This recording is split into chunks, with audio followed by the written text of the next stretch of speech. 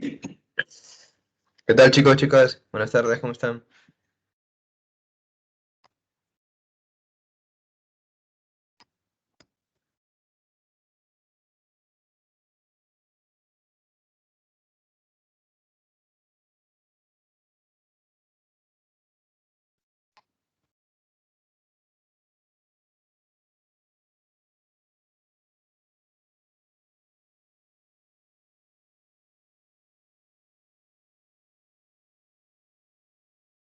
Bien, ¿qué tal? Buenas tardes.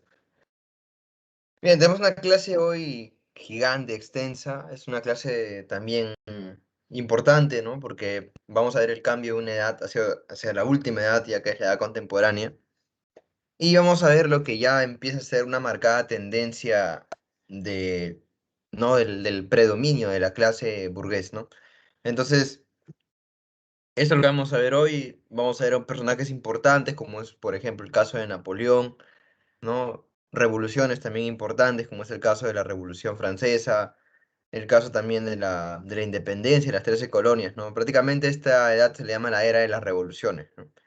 Pues está llena de revoluciones, está también llena de cambios eh, intelectuales, ¿no? Hay cambios ya de pensamiento, como es el caso de la Ilustración y todo lo que significa para esa época el liberalismo, ¿no? Bien, entonces vamos a empezar desde la Ilustración, que es el pensamiento predominante en esta época, exactamente en Europa, no necesariamente para América se puede decir. Em, Alguien está con el micrófono prendido. Gracias. Si le pueden apagar, porque...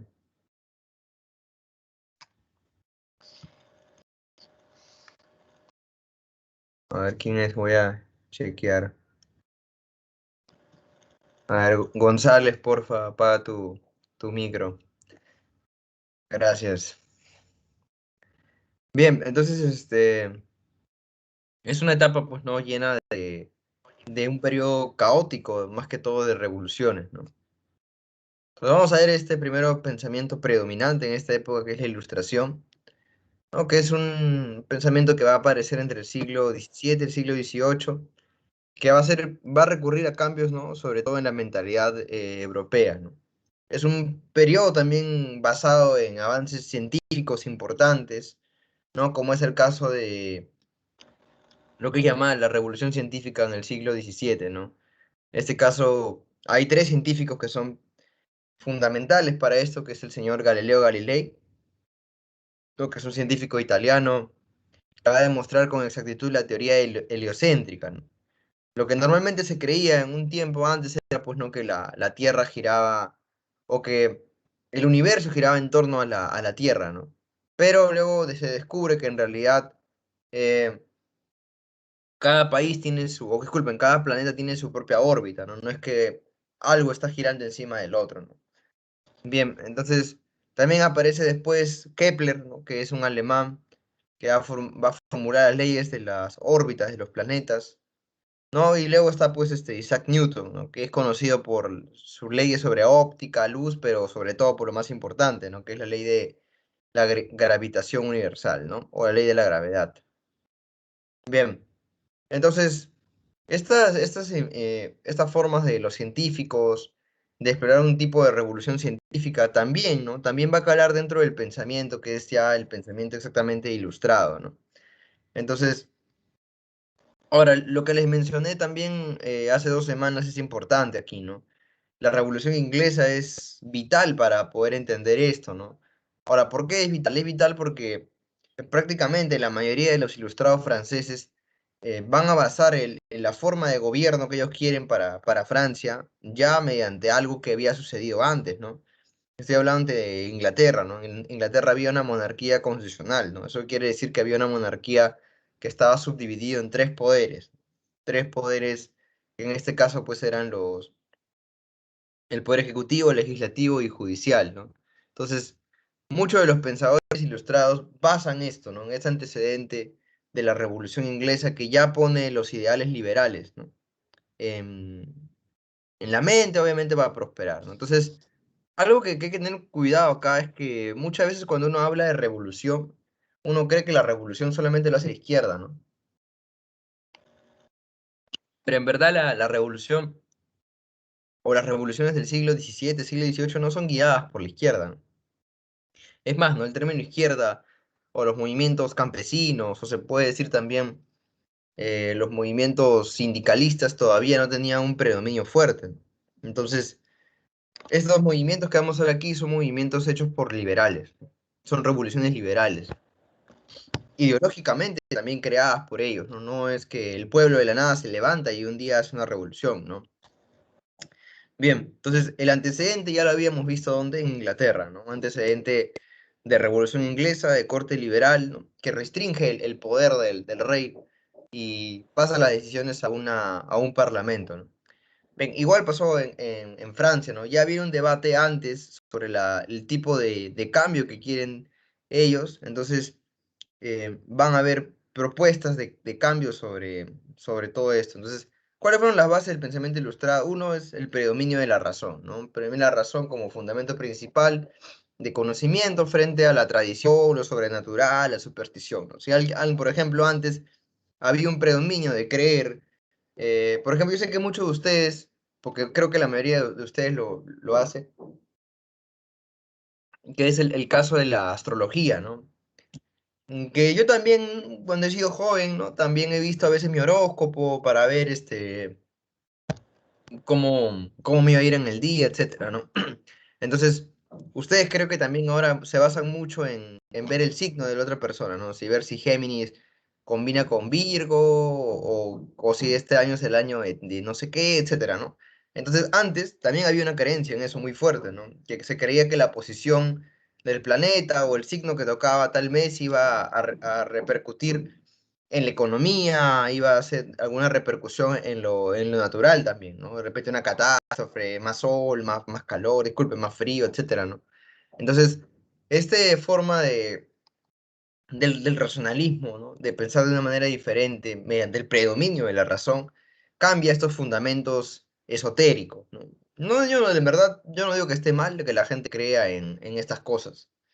Em, Al fin y al cabo yo digo, ¿no? Si es algo que no va a hacer daño a otra persona, pues no tiene nada de malo que alguien crea en los signos, ¿no? En todas esas cosas, ¿no? Pero bueno, si a mí me preguntas, yo la verdad no soy muy creyente de eso. Sí, bueno, soy Sagitario, pero no sé qué querrá decir eso. En fin, sigamos. Otra cosa importante aquí va a ser, ¿no? Como menciona ahí, la teoría del buen salvaje, ¿no? ¿Qué es la teoría del buen salvaje, profe? Bien, esta teoría del buen salvaje planteada por el señor Rousseau, ¿no? Porque Rousseau es el que plantea esa teoría del buen salvaje. Es una teoría donde él basa en un concepto simple, ¿no? Él cree, no, ahí está justo, aquí lo han puesto, chévere, mira, esto que dice acá, ¿no? El hombre nace bueno, la sociedad lo corrompe. Entonces, lo que cree Rousseau es que el hombre nace como una persona de espíritu bueno, cordial, amigable, etcétera, ¿no? Y es la sociedad lo que lo transforma en el monstruo que es. Es decir, lleno de querer tener propiedades, ser avaro, etcétera, ¿no? Entonces, en base a esto es la teoría del buen salvaje, ¿no? Él basa en esto, ¿no? Que la persona que no tiene un contacto con la sociedad todavía tiene un predominio diferente, ¿no? En cambio, los que tienen el contacto con la sociedad cambian. Entonces, la teoría del buen salvaje, la primacía de la razón, ya lo acabamos de hablar, el utilitarismo del conocimiento, que es usar el conocimiento, el espíritu crítico, ¿no? Esto también es importante, el espíritu crítico, porque ya vemos que hay falencias dentro de la misma Iglesia Católica, ya vemos que también hay falencias dentro de lo que son los gobiernos absolutistas, entonces hay una crítica directa a eso, ¿no? No todos tienen los mismos derechos, pero hay que recordar que mucho de este pensamiento liberal es guiado por la burguesía, ¿no? No es un pensamiento que se está pensando, ¿no? Vale la redundancia, para ayudar al pueblo, para mejorarlo, ¿no? Es un pensamiento hecho por la burguesía y para la burguesía, ¿no? Si te das cuenta, las personas que están ahí, que son los representantes de la Ilustración, como Montesquieu, Quesnay, Rousseau, Voltaire, son personas, pues, que habían ido a la universidad, que venían de familias que disponían de dinero, ¿no? algo muy, muy diferente a lo que estaba pasando en esa época la mayoría de la población que era pobre, ¿no? Bueno, y luego está esto, ¿no? La fe en el progreso, ¿no? Que es una cuestión que viene de la forma de creer, ¿no? Que cuando uno va avanzando las cosas mejoran. Entonces, habría que ponerse en la posición, ¿mejoran para quién, no? Claro, pues tú dices, hace 100 años no teníamos, por ejemplo, pues electricidad y ahora la tenemos. Es una mejora, pero ¿para quién, no? Esa es la cuestión, ¿no? Hay una fe en el progreso, de que cada vez que avanza el tiempo, todo va a ir mejorando. Pero la pregunta es mejorando para quién, ¿no? Si somos prácticamente uno de los pocos países que tiene un tipo de examen de admisión donde tienes que sacar pues notas altas en cursos que de repente a ti no te gustan, pero que hacen creer que es un buen sistema educativo, pues es falso, ¿no? Entonces habría que preguntarnos qué tan cierto está fe en el progreso, ¿no? El progreso no se manifiesta de igual manera para todos, ¿no? Entonces, también es esta frase que dice, todo tiempo pasado fue mejor, ¿no? También es falso, ¿no? Si retrocediéramos 100 años atrás, probablemente las mujeres o las personas negras no tendrían los mismos derechos que tienen ahora, ¿no? Entonces, ese floro de que todo tiempo pasado fue mejor también es floro nada más, ¿no? Entonces, vamos a ver esto último que es la propuesta liberal, ¿no? Que es importante aquí.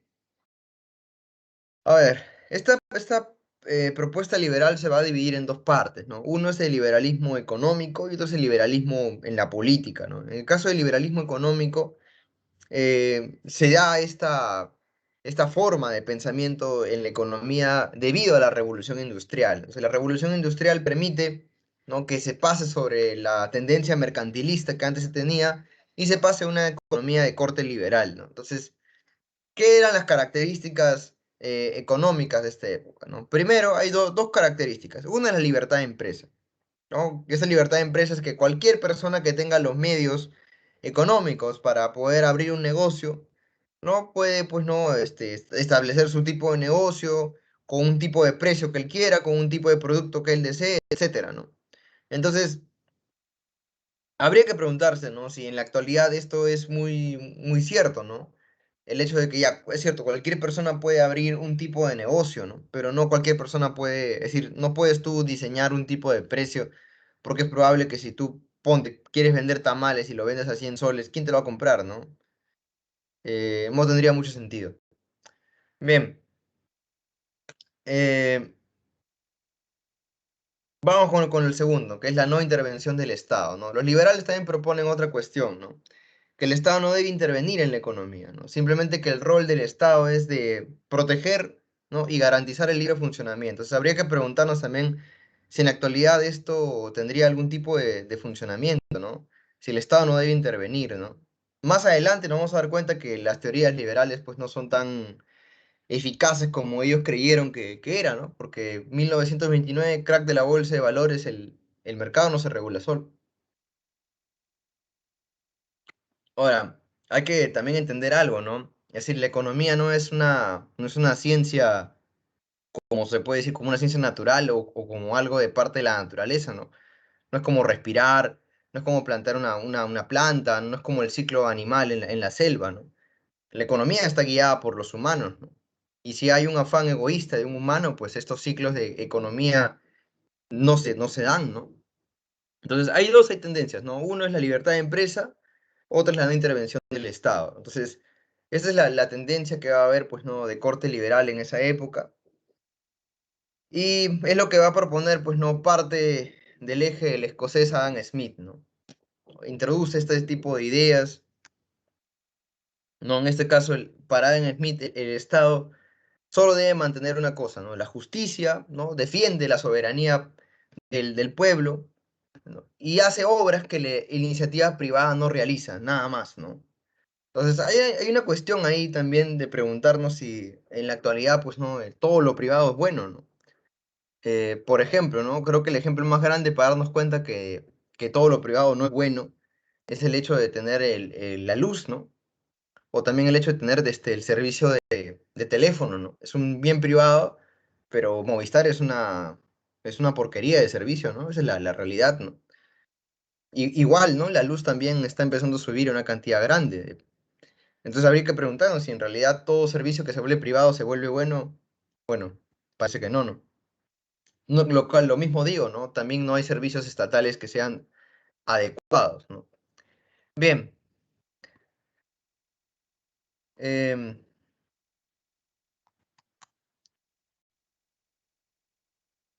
a ver. Bien, otra cosa importante de esta época es el nacimiento de la opinión pública, ¿no? Hay una expansión de la opinión pública, ¿no? Antes, pues, no existía porque no habían medios para poder hacer una divulgación de esto, pero ahora, pues, no está la imprenta que ya existe hace tiempo. Entonces, la opinión pública empieza, pues, a tener una forma importante dentro de esta época. Ahora, la mayoría de personas intelectuales de esta época son personas, pues, letradas, ¿no? Que han ido a la universidad, ¿no? Y también hay que recordar que para esto ya en la mayoría de Europa, entrando al siglo XVIII, la mayoría de personas no son analfabetas, ¿no? Ya saben leer y escribir, ¿no? Entonces, esto permite, pues, ¿no? Que ya haya discusiones, debates, ¿no? En espacios abiertos, ya no solamente quedan en espacios, antes la élite era la única que debatía los temas políticos y económicos, ¿no? Ahora ya no, ¿no? Ahora da paso a que en otros lugares, ponte en una taberna o de repente en una plaza, empiezan a haber discusiones y debates sobre las ideas políticas y económicas que existían en esa época, ¿no? Entonces, va llegando esta forma, ¿no? de pensamiento, ya no quedándose en lugares pequeños y restringidos, sino que ya empieza a ampliarse ese pensamiento por todas las partes de Europa, ¿no? Entonces, este fenómeno de la ilustración fue básicamente europeo, ¿no? Se extiende, sí, por territorios coloniales, pero no es muy marcado este pensamiento, por ejemplo, ¿no? En América, ¿no? Y por qué ustedes mismos se van a dar cuenta, ¿no? Cuando veamos el inicio de la República aquí en América, no vamos a ver un inicio de la República donde todos tienen derechos, ¿no? Más adelante, cuando sigamos viendo el avance del movimiento de ilustración, nos vamos a dar cuenta, pues, ¿no? Que sí, ¿no? Que aquí se van a ir ganando derechos progresivamente, como son los derechos ¿no? Los derechos humanos, como son el hecho después del voto universal, etcétera, ¿no? Pero más adelante, aquí en Latinoamérica no hay ese tipo de derechos, ¿no? Pues de año 1821, San Martín establece derechos como anular la mitad minera, el tributo indígena, la liberación de los esclavos, pero cuando San Martín se va, año 1827, y empieza el primer militarismo, todos estos derechos se van, ¿no? Y estamos hablando de personas que te dicen que también ellos tienen un tipo de pensamiento, se puede decir liberal, ¿no? Pero liberal hasta dónde, ¿no? Liberal hasta donde a ellos les conviene, pero no liberal para todos, ¿no? Bien, ahora otra cosa importante de aquí también es la enciclopedia, ¿no? Que es o también llamado diccionario de ciencias, artes, oficios, ¿no? Que aquí pues no fue una obra dirigida por los más destacados de esa época, ¿no? En este caso, Alembert, ¿no? Diderot, ¿no? Son los que van a crear esta gran enciclopedia que va a contar con 28 volúmenes, ¿no? Y que van a participar otros más de 100 personas dentro de esta enciclopedia, ¿no? Entonces, ¿qué era lo que quería hacer la enciclopedia en esa época? ¿Cuál era su función, no? Uno era exponer la cultura de esa época, las nuevas ideas económicas que habían surgido, ¿no? Pero también a la par, la enciclopedia trató de poner o postular las nuevas ideas económicas eh, para buscar un tipo de igualdad entre la burguesía y la aristocracia, ¿no? Y también a la vez criticó la religión, la iglesia y la filosofía medieval. Entonces aquí hay una tendencia ya marcada, ¿no? Es decir, lo que están planteando ellos en la enciclopedia, ¿no? No es que haya pues una igualdad entre todos los ciudadanos, ¿no? Lo que ellos proponen es que haya una igualdad entre la aristocracia y y ellos, ¿no? La burguesía, ¿no? Lo cual no existía en esa época. Entonces, por esto, ¿no? La enciclopedia va a ser condenada por la Inquisición y va a ser prohibida en una cantidad de países como Francia, España y las colonias americanas, ¿no? Bien, ahora, este pensamiento ilustrado llegó también a la mayoría, pues, ¿no? De gobiernos absolutistas, ¿no? Por eso que va a cambiar de nombre, ¿no? Se llama despotismo ilustrado, ¿no? ¿Por qué? Porque son algunos, no todos, son algunos reyes que van a tratar de implementar alguna de las medidas de la ilustración. Entonces, aquí hay una premisa que se llama, ¿no? Todo para el pueblo, pero sin el pueblo, ¿no? Que creo que es, define en realidad cómo es, ¿no? Porque el pueblo, pues, no tiene ningún tipo de decisión, ¿no? Es el soberano el que va a definir qué es bueno para el pueblo, ¿no? Es decir, lo que él considera que es adecuado para el pueblo. Pero aquí hay una cuestión interesante, ¿no? En realidad están planteando este tipo de despotismo ilustrado, no por el hecho de que quieran, pues, en cierta medida apoyar a la gente o darles más libertades, ¿no? En realidad no es así, ¿no? Quiero que te des cuenta del juego, ¿no? Dice características la primera, implementación de reformas progresistas bajo el control de la monarquía. ¿Ya? Mira, por ejemplo, ¿no? Mira en las reformas, políticas, reorganización de la burocracia, ¿no? En lo económico, aplicación del libre comercio, social, abolición de la servidumbre, cultural, reforma del sistema judicial y educativo, y falta ahí el religioso, ¿no? Que es la secularización de los bienes de la iglesia. Entonces, en el social, que es la abolición de la servidumbre, no necesariamente es que están aboliendo la servidumbre para ayudar al pueblo, ¿no? Sino que la mayoría de los lugares donde todavía había este sistema feudal, ¿a quién crees que le pertenecían las tierras? A los nobles, ¿no? Entonces, obviamente el Estado, para que el noble no tuviera ningún tipo de poder grande, ¿qué hizo? ¿No? Abolió la servidumbre, quitándole el poder que tenía el noble. Entonces el noble ya no tiene ese mismo poder que tenía antes de poseer tierras en grandes extensiones, ¿no? Y la secularización de los bienes de la iglesia es el hecho de que todos los bienes que tiene la iglesia se vuelven parte del Estado, ¿no? Bien, entonces esta implementación de reformas, que sí son progresistas, tienen un fin, ¿no? Un fin más, que el fin es que todo quede bajo el poder de la monarquía. Es decir, quitas, por ejemplo, al clero, quitas a la nobleza, pero le quitas para qué, para que sea parte de la monarquía, ¿no? No le quitas para llevar al pueblo exactamente, ¿no? Tiene un fin más esto, ¿no? Entonces, como dice ahí, ¿no? Incremento del centralismo, ¿no? Obviamente incrementó el centralismo. El centralismo es cuando todo está concentrado en solamente un lugar. Es un centralismo, ¿no? Por ejemplo, acá en Perú hay centralismo, ¿no? ¿Dónde? En Lima, pues, ¿no? Lamentablemente el centralismo de Lima ocasiona problemas en todo el país, ¿no? Bien.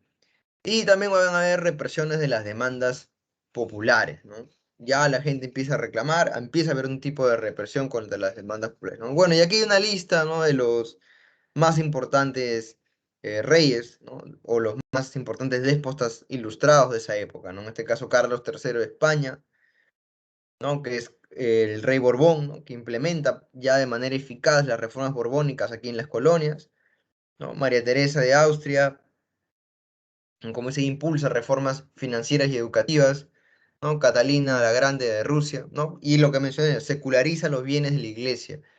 ¿Para qué seculariza los bienes de la iglesia? Simplemente para que sean parte del Estado, ¿no? Para eso los secularizas. Y Federico II de Prusia, ¿no? Que promueve la educación, habla de tortura, oficializó la tolerancia religiosa, ¿no? Entonces, en muchos de los lugares se oficializa este tipo de tolerancia religiosa, ¿no? ¿Qué es una tolerancia religiosa? Es cuando ya, ponte, ¿no? Todos los lugares donde, todos los países aperturan que cualquier persona puede practicar el tipo de religión que desee. No, no necesariamente tiene que ser católica, cristiana, ¿no? Pueden ser las religiones que uno quiera, ¿no? Por ejemplo, el caso de Perú, ¿no? Aquí hay tolerancia religiosa, ¿no? Hay un millón de sectas acá, ¿no? Y no hay ningún problema. Entonces, se dan algunas medidas, ¿no? Importantes, pero como mencionan, son medidas que se dan simplemente por una razón, ¿no? Centralizar todo bajo el poder de la monarquía. Ese es el fin del déspota ilustrado, ¿no? Aplica algún tipo de populismo, ¿no? Brindando algunas reformas progresistas, pero lo que viene abajo es, pues, ¿no? Voltear la tortilla, ¿no? Es decir, que ellos obtengan el poder, ¿no? Y obviamente les resulta, ¿no? Les va a resultar. Bien, entonces vamos a esta parte ya que es em, la primera, se puede decir, la primera revolución o el primer movimiento ya de corte liberal de esta época, ¿no? Que es la independencia de las 13 colonias, ¿no? Que está, pues, como digo, dentro del marco de lo que es llamada la era de las revoluciones. Bien, entonces vámonos para allá, para Estados Unidos, ¿no? Donde van a surgir aquí las 13 colonias, que obviamente las 13 colonias tienen su origen, pues, ¿no? En la migración inglesa que se da, pues, ¿no? En el siglo XVII, ¿no? Entonces, una vez que llegan aquí, las grandes colonias empiezan a formarse, pues, ¿no? En pequeños estados autónomos, ¿no? Van colonizando parte por parte. Y aquí es una cuestión importante, ¿no? Muchas veces, como les mencioné la semana pasada, hay mucha gente que menciona el hecho, ¿no? De que ojalá nos hubiese conquistado Inglaterra, ¿no? En realidad no sé si hubiese sido una buena idea, porque si te das cuenta, dentro del pensamiento de los ingleses estaba aniquilar, ¿no? Aniquilar a la raza indígena, ¿no? No es que ellos quieren tenerlos de esclavos, ¿no? Ellos quieren aniquilarlos. Prácticamente un genocidio, ¿no? Cosa muy distinta de lo que pasa aquí ¿no? En Latinoamérica, porque los españoles no tenían de hecho que hay un genocidio en América, ¿no? Una cantidad gigante de indígenas muere, pero el fin de los españoles no era, pues, matar a las personas, es decir, obviamente que han matado, ¿no? Pero voy al hecho de que dentro de sus políticas de ellos no está, pues, sistemáticamente aniquilar a la población indígena, ¿no? ¿Y cómo te das cuenta de eso? Porque los españoles, pues, aperturaron las correcciones, aperturaron colegios para los caciques, ¿no? Entonces, no hay un plan dentro de la colonia de exterminio de los indígenas, ¿no? Un caso contrario de lo que vemos en las colonias inglesas, ¿no? Que ellos sí tienen dentro de sus planes aniquilar a todas las tribus indígenas que quedan ahí en Estados Unidos, ¿no? Bien, pues vamos a revisar un poco el contexto en que se da esta revolución de las 13 colonias, ¿no? Primero hay que recordar que hay dos estados, ¿no? Unos están ubicados al norte y otros están ubicados al sur, ¿no? Las 8 colonias del norte, que son Nueva Hampshire, ¿no? Massachusetts, Connecticut, ¿no? Rhode Island, Nueva York, Nueva Jersey, Delaware y Pensilvania, estas 8 que he mencionado, son, ¿no? De predominio más que todo, viven del comercio y la industria, ¿no? Son comerciantes, viven de esto. Caso contrario, lo que son las colonias del sur, ¿no? Las colonias del sur como Maryland, Virginia, Carolina del Norte, Carolina del Sur y Georgia, son colonias que están basadas su economía en la agricultura, ¿no? No están basadas en la industria, ¿no? Sino en la agricultura. ¿Qué cultivan? Plantaciones de tabaco, plantaciones de algodón, plantaciones de arroz, ¿no? Esa es la forma en que ellos cultivan. La pregunta es, profesor, ¿y quiénes cultivan eso? ¿Ellos? Ellos no cultivan eso. ¿Alguien sabe quién cultiva allá?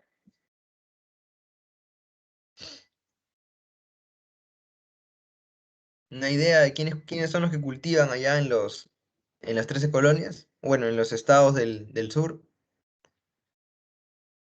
Nada, está fácil, ¿ah?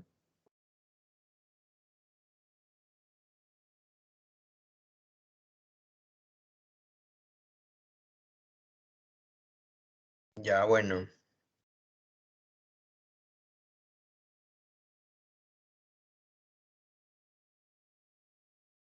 lo diré yo entonces. Los que cultivan allá en los estados del sur son los esclavos negros, ¿no? Obviamente esclavos negros traídos de África van a ser los que se van a encargar de hacer el cultivo aquí, ¿no? Bien, entonces esta es la forma política en que se va desarrollando las colonias inglesas aquí en Norteamérica, ¿no? Hay colonias que están simplemente, ¿no? Su economía se basa en el comercio, en la industria, y hay otras colonias que su economía se basa en la agricultura, ¿no? En este caso son la mayoría de las colonias del sur, ¿no? Bien, ahora, eh, a ver. hay una crisis aquí, va a haber una crisis más adelante, ¿no? Pero algo que hay que darnos cuenta de acá es que esta, este avance que ellos tienen, ¿no? Que es un avance económico, ¿no? Que no está pues llena de guerras, matanzas, ¿no? Es un avance que se va a ir progresivamente. En cierta medida les ayuda para que ellos puedan, pues, ¿no? Formar un tipo de burguesía cultural, ¿no? Es decir, es una burguesía que pues va a lugares de enseñanza, ¿no? Reciben las ideas de la ilustración, ¿no? Entonces, hay una burguesía culta en esa época. Hay una burguesía culta, simpatiza con las ideas de la ilustración. Entonces, ya aquí los colonos van haciéndose una idea, ¿no? Preguntas, ¿no? Por ejemplo, ¿no? Los colonos no tenían ningún representante dentro del Parlamento inglés. O sea, era una cuestión aquí importante, ¿no? Mientras que ellos tenían ya vínculos comerciales con otros países, había un tipo de comercio, un tipo de educación, entonces la pregunta era por qué ellos no tenían un representante dentro del Parlamento inglés, ¿no? Son preguntas que ya se van haciendo en base a lo que han aprendido, en base a cómo va creciendo esta sociedad, ¿no? Ahora, aquí hay un evento muy importante, ¿no? Por ejemplo, acá dentro de las causas de la guerra de las 13 colonias te ponen, ¿no? Uno es el aumento de impuestos. O sea, habría que preguntarnos, ¿no? Y a ver, les vuelvo a preguntar a ustedes, ¿por qué aumentan los impuestos? ¿Qué sucede para que los impuestos aumenten? Tiene que pasar necesariamente algo. ¿Quién sabe? Nada, ni una idea.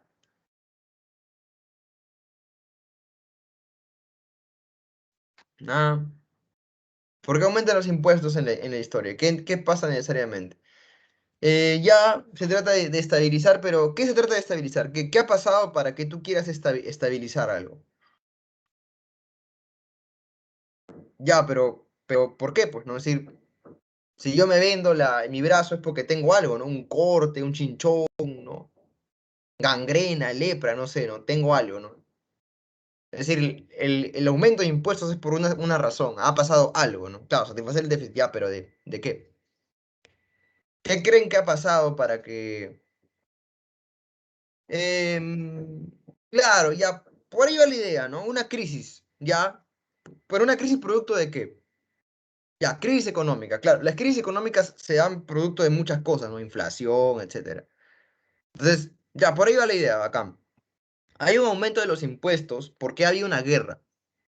Mayormente cuando veamos crisis económicas, por ejemplo en el caso de Roma, ¿te acuerdas que hubo una crisis económica cuando acabó la República, ¿no? ¿Por qué?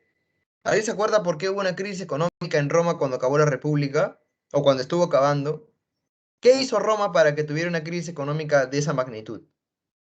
A finales de la República, antes del Imperio. ¿Alguien se acuerda qué hizo Roma? ¿Qué venía haciendo Roma en la República para entrar a una crisis económica de esa magnitud tan fuerte?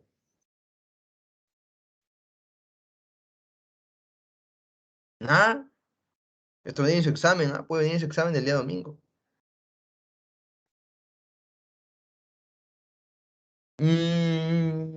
La República, más o menos, todavía no tanto. Pelean con bárbaros, pero no necesariamente los bárbaros están haciendo algo. Es en el Imperio cuando ya los bárbaros van a presionar, ¿no? Obviamente, eso va a dar el fin de la Roma de Occidente.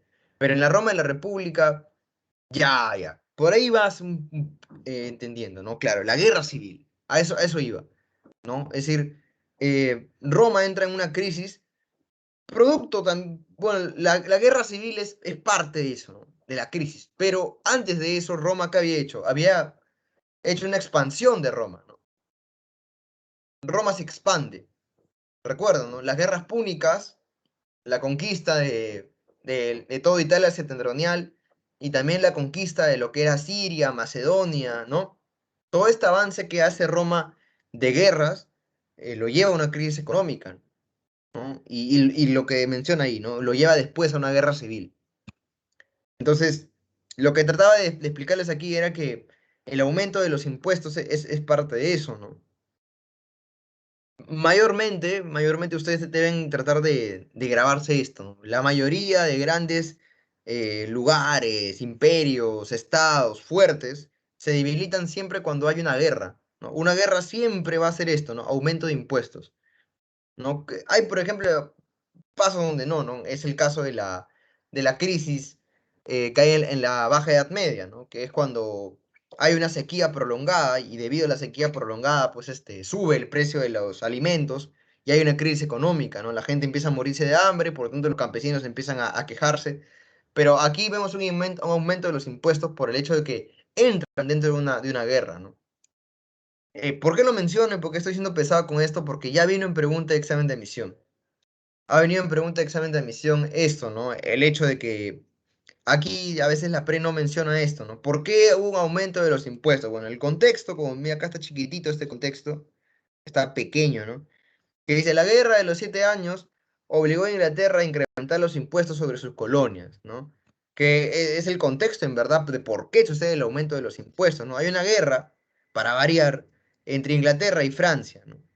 ¿Por qué hay una guerra entre ellos dos? ¿Por qué? Porque en esta parte de Estados Unidos, Francia tenía una parte de América. Entonces hay una pelea entre ellos. Ahora, dentro de esta guerra de los 7 años, que la gana Inglaterra, va a participar los colonos. Es decir, esta guerra se gana gracias a que los colonos entran dentro de la guerra y ayudan a Inglaterra a ganar la guerra, ¿no? Con lo cual hacen que Francia se vaya ¿no? de América y en cierta medida pierda, ¿no? los terrenos que había ganado en América, pero también los terrenos que tenía en Canadá, ¿no? Y también en Alaska, ¿no? Lo pierde Francia. Entonces, esta guerra se gana ¿no? en cierta medida por el apoyo de los colonos. Ahora, lo gracioso de todo esto es que obviamente por esta guerra el imperio inglés, ¿qué hace? Empieza a cobrar impuestos, pero ¿a quién se lo cobra? A los colonos. Entonces la pregunta era, ¿no? ¿Por qué le cobras impuestos a ellos que te han ayudado, ¿no? En cierta medida suena pues injusto, ¿no? Entonces este aumento de los impuestos no les gustó a los colonos, ¿no? También, ¿no? El prohibicionismo, ¿no? Restricciones comerciales a las colonias y dentro de la política está la falta de representación parlamentaria, ¿no? Lo que ya vengo mencionando, ¿no? ¿Por qué si ellos ya tenían 13 colonias, por qué ellos no tenían un representante dentro del Parlamento inglés, ¿no? Era una cuestión importante aquí para ellos, ¿no? Y bueno, en lo ideológico está la influencia de las ideas liberales, ¿no? Como mencioné, la mayoría de los americanos, pues, reciben estas ideas liberales, ¿no? Entonces, están al día con estas ideas que van llegando. Bien, ahora vamos a repasar rápidamente los hechos como van pasando aquí. Primero, ¿no? Uno de los hechos que sucede aquí que es importante es la masacre de Boston. La masacre de Boston en el año de 1770, ¿no? Donde colonos americanos van a ser asesinados por el ejército británico que dispara, ¿no? Dispara a quemarropa en Boston, ¿no? Es como que hay una protesta y les disparan. Entonces, esto ya repercute, ¿no? Repercute porque ya los colonos empiezan a tener ya peleas contra los mismos británicos, ¿no? Entonces, en el año de 1773, ¿no? Jorge III, que era el rey de Inglaterra, va a aprobar una ley que es llamada el TEA Act, ¿no? Que es una ley, pues, muy, muy cuestionada, ¿no? Ahora, ¿por qué es muy cuestionada el TEA Act? El TEA Act es cuestionada porque van a, va a pretender el Estado inglés monopolizar el comercio del té, ¿no? Y lo cual va a provocar, pues, ¿no? Que los comerciantes de Norteamérica queden, pues, mal, ¿no?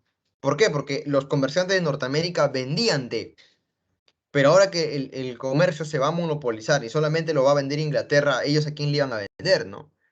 Entonces, esto dio producto, pues, a lo que es llamado el motín del té, ¿no? El motín del té, ¿no? Un grupo de colonos se visten de indios mohawks, ¿no? Y van a asaltar un barco inglés y van a tirar todo el té que había en ese barco al mar, ¿no? Arrojan su cargamento al mar. Entonces, ya con esto se rompen las relaciones entre la metrópoli y la colonia, ¿no? Ya empieza aquí un rompimiento de relación. Entonces, ¿qué hizo el gobierno británico? Responde con mucha dureza, ¿no? Cierra el puerto de Boston, ¿no? Y el ejército inglés empieza a ocupar parte de las ciudades, ¿no? Los funcionarios que habían dentro de los pequeños estados van a ser sacados y van a poner a funcionarios ingleses, ¿no? Todo tipo de reunión queda restringido, no puede haber tipos de reuniones, ¿no? Bien, entonces, eh, ¿qué hará eso? Va a dar paso pues a que los colonos se junten, ¿no? Primer Congreso Continental en el año de 1774 se reúnen 12 de las 13 colonias, ¿no? Profe, ¿qué colonia no quiso participar? Georgia. Georgia es una colonia que no quiso participar, quiso estar del lado todavía. Ellos creían que todavía había una forma de buscar un tipo de, no un tipo, pues no, de buscar un acuerdo con la corona inglesa, ¿no? No necesariamente pasar ya a una guerra, ¿no? Bien, entonces se reúnen 12 de las 13 colonias en el primer Congreso Continental y se van a oponer, uno, a los impuestos que ha hecho la corona, ¿no? Dos, deciden cerrar los vínculos comerciales con Inglaterra, ¿no? Definitivamente ya aquí empiezan los problemas ya de mayor magnitud, ¿no?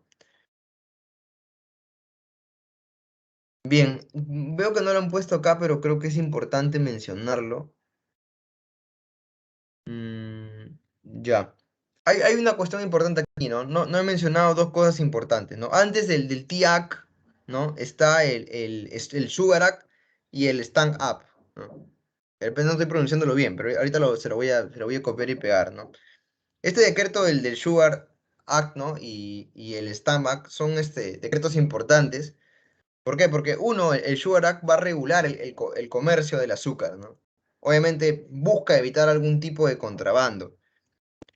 ¿Te acuerdas, no? Que la semana pasada hablamos del contrabando que se dio en la época, ¿no? En la época virreinal, cuando los demás países buscaban alguna forma, pues, lograr romper, ¿no? El cerco del Imperio Español y empezar a traficar los bienes con las colonias, ¿no? Igual aquí, ¿no? El Sugar Act buscaba regular eso, ¿no? Que no hubiera algún tipo de contrabando, ¿no?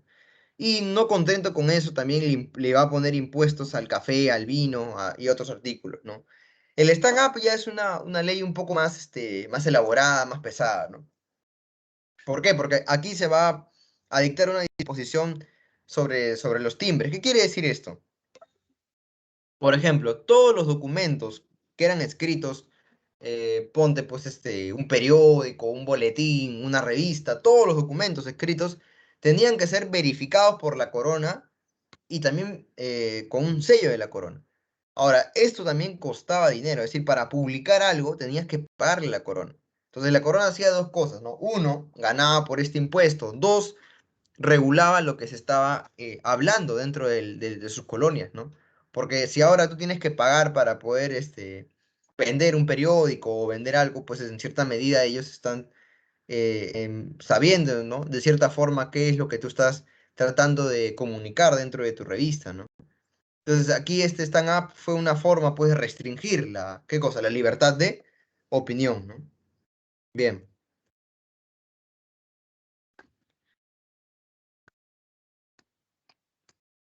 Bien, continuamos entonces. Después de este primer Congreso Continental que mencioné, que fue en el año 1774, para el año de 1775 se va a dar esta batalla que es la batalla de Lexington y la batalla de Concord, ¿no? Que es una victoria para los patriotas, ¿no? Entonces, ya después de esto surge el segundo Congreso Continental, también en el año de 1775, donde se le va a declarar la guerra a Inglaterra oficialmente, ¿no? Se declara la guerra a Inglaterra y se va a poner al mando a una persona muy importante, ¿no? Que todo el mundo conoce, ¿no? ¿Quién es George Washington, ¿no? George Washington como comandante y jefe de las fuerzas americanas, ¿no? Profe, George Washington era un amo de la libertad, la democracia, era un esclavista, ¿no? Así que hay que decir las cosas como son, a veces la gente pues no quiere decirlo, ¿no? Es como el hecho de hablar de Cristóbal Colón, ¿no? También era un esclavista, ¿no? Lamentablemente es así, ¿no? Bueno, en cierta medida no es por defenderlos, pero se puede decir que son hombres de su época, ¿no? Son hombres de su época, ¿no? Es decir, en esa época era muy normal ser esclavista, ¿no? Obviamente que estaba mal, pues, pero en esa época es muy normal ser esclavista, ¿no? Bueno, Segundo Congreso Continental se declara la guerra a Inglaterra y ya para eso el próximo año, ¿no? 4 de julio de 1776, ¿no? Que todo el mundo lo sabe, ¿no? Se declara la independencia de Estados Unidos, ¿no? La redacta Thomas Jefferson con el apoyo de John Adams y Benjamin Franklin, ¿no? Declaración de la independencia de los Estados Unidos, ¿no? Luego de esto se da la batalla de Trenton, el 25 de diciembre de 1776, donde va a ser una victoria también para los patriotas, ¿no? Luego está la batalla de Princeton, ¿no? El 3 de enero del año 1767, donde va a haber una victoria sobre Cornwallis, ¿no? Que es uno de los generales británicos. Entonces, ya es importante todo esto que estamos viendo aquí, lo cual ya va a repercutir en lo último, ¿no? Que es ya la batalla de Yorktown, ¿no? Ay, me estoy olvidando de una cosa importante, ¿no? Hay una batalla aquí que también ha venido en pregunta examen de admisión, ¿no? ¿Por qué? Porque esta batalla tiene una consecuencia. Bien, ¿de qué batalla estoy hablando? De la batalla de Saratoga. Ya, lo estoy mencionando porque ha venido también en pregunta de examen de admisión, así que apúntalo por si acaso, puede ser que lo puedan volver a repetir. Bien, entonces se da la batalla de Saratoga, ¿no? Que es una batalla importante, el 17 de octubre del año de 1777, ¿no? Se da la batalla de Saratoga, obviamente victoria para los patriotas. Y es importante esta batalla de Saratoga porque Burgoyne, que era un general, el general inglés, va a lanzar una ofensiva que viene desde Canadá, ¿no? Que quiere atacar a las colonias del norte, pero en el trayecto este ejército de Burgoyne va a ser atacado por los patriotas, o bueno, ¿no? Por los milicianos más que todo. ¿Qué es una milicia, profe? Una milicia es, por ejemplo, tú y yo. No sabemos de armas, no sabemos de nada, pero un día el ejército, ponte, necesita un general, no sé, necesita alguien, ¿no? ¿Qué hacemos? Tú y yo, que no sabemos sobre eso, nos ponemos nuestro casco y vamos, nos convertimos en milicia. Es un miliciano, ¿ya? Bien, entonces aquí en la batalla de Saratoga es una victoria, ¿no? Contra Burgoyne. Y bueno, Burgoyne tiene que rendirse ante el general Horatio Gates, ¿no? Se rinde. ¿Y por qué es importante y por qué estoy mencionando tanto a Saratoga? Porque a raíz de esta victoria en Saratoga, al próximo año, Benjamin Franklin se va a buscar apoyo militar de Francia, Holanda y España, ¿no? Es decir, eso en otras palabras, lo que hace Franklin es demostrarle que las colonias americanas pueden ganar en la guerra a Inglaterra, ¿no? Y que ya la han ido derrotando en varias batallas y que se acerca a la victoria, ¿no? Pero les pide una ayuda de qué, financiero, una ayuda de armas, una ayuda también de tropas, ¿no? En este caso va a ser Francia el país que va a mandarle tropas a las colonias americanas, ¿no? Bien, entonces se da la batalla de Yorktown, ¿no? Aquí las fuerzas de Francia y las fuerzas patriotas derrotan a George Cornwallis, ¿no? Una vez que pierde George Cornwallis, no le va a quedar otra que firmar 2 años después la paz de Versalles, ¿no? Inglaterra reconoce la independencia de las 13 colonias, ¿no? Bien. 4 años después se va a dar la Constitución de Filadelfia, ¿no? Donde se aprueba un gobierno de tinte republicano con división de 3 poderes, ¿no? Entra en vigor en el año de 1789 con la elección de George Washington como primer presidente de los Estados Unidos. Entonces, aquí también habría otra pregunta más, ¿no? Profesor, ¿ya estamos hablando de un tipo de democracia para todos los ciudadanos? No. En realidad no hubo un tipo de democracia para todos los ciudadanos, ¿no? ¿En qué sentido? En el sentido de que la elección de George Washington fue hecha pues por las personas más ricas de Estados Unidos, los que tenían propiedades, ¿no? Eso quiere decir que tanto el esclavo como las mujeres y las personas que no tenían propiedades no votaron en la elección de George Washington, ¿no? Obviamente después ya Estados Unidos va a dar libertades, pues no tanto a mujeres, hombres, ¿no? Y a toda persona que esté dentro de su territorio, pero antes no hubo eso, ¿no? Bien. Fin de la Revolución Inglesa, ¿no? Como consecuencia, primera colonia independiente, ¿no? Primer estado también liberal y democrático, porque tiene formado un estado, pues no netamente liberal, porque está dividido en 3 poderes, ¿no? Y también se va a dar aquí la primera constitución en el mundo, ¿no? Año de 1787. Bien. Tuvo influencia, ¿no? Importante sobre la Revolución Francesa y la independencia también de Hispanoamérica, ¿no? En cierta medida, ¿no? Hay que también un poco dejar de creer que hay una influencia directa de pensamientos, ¿no? Porque habría que preguntarnos, profesor, aquí estamos viendo ideas liberales, porque las ideas liberales en realidad no son malas, ¿no? Solo que no se cumplen. Esa es la triste realidad, por ejemplo, en el caso de Perú, ¿no? Los liberales no cumplen mucho de las promesas que se dan en Latinoamérica en el siglo XIX, pues peor todavía, ¿no? Entonces, aquí, ¿no? Quizás no es una democracia constituida, no todos los ciudadanos no pueden votar, pero ya hay una forma de sistema que puede ir cambiando progresivamente, ¿no? Caso muy diferente a lo que vamos a ver cuando se forman aquí los estados latinoamericanos, ¿no? En la mayoría de los países solamente votan los criollos, ¿no? No votan ni el indígena, no votan ni las mujeres, ¿no? Entonces, como te digo, ¿no? En cierta medida el liberalismo no se aplica al 100%. Por ejemplo, en el caso de Estados Unidos, como digo, ¿no? Solamente podían votar las personas que disponían de tierras, ¿no? Pero bueno, es algo que no debería sorprendernos por una sencilla razón, ¿no? El pensamiento ilustrado fue creado para los burgueses, ¿no? No fue creado para las personas del pueblo, ¿no? Que más adelante las personas del pueblo hayan tratado de apropiar cierto tipo de estos pensamientos es muy diferente, ¿no? Bien, vamos entonces a la revolución liberal más importante de toda esta época, ¿no? La Revolución Francesa, ¿no? Que aquí ustedes deben tener cuidado porque ya lo he visto en preguntas también de examen de admisión, que van a tratar de hacerte caer, ¿no? ¿En qué sentido, no? Las revoluciones que vamos a ver en esta época, todas las revoluciones son de corte liberal, ¿no? No hay revolución comunista todavía, ¿no? Oye, profe, ¿hay revolución comunista? Hay. ¿Pero cuándo, profe? Todavía en el siglo XX, ¿no? Aquí en el siglo XIX no vamos a ver revoluciones todavía de corte comunista, ¿no? Son revoluciones de corte liberal. Entonces, pero seguro tú has escuchado, profe, pero la Marsellesa, los Sanculottes, que marchaba el pueblo, las comunas de París, etcétera. Sí, existió, ¿no? Obviamente hay participación del pueblo, ¿no? Pero no hay pues un pensamiento aquí de, no sé, no socialista, ¿no? El socialismo ya está surgiendo aquí, pero no existe, ¿no? Entonces, ten cuidado porque es normal que te pongan que la Revolución Francesa es una revolución liderada por el pueblo, falso, ¿no? No es una revolución liderada por el pueblo. Es una revolución liderada por la burguesía. Entonces, ten cuidado porque pueden ponerte. Ahora, si te dicen que hubo injerencia o participación del pueblo, es diferente. Ahí sí. Hubo participación del pueblo, hubo injerencia, sí. Pero que ellos fueron los que propiciaron esta revolución, pues es falso, ¿no? ¿No?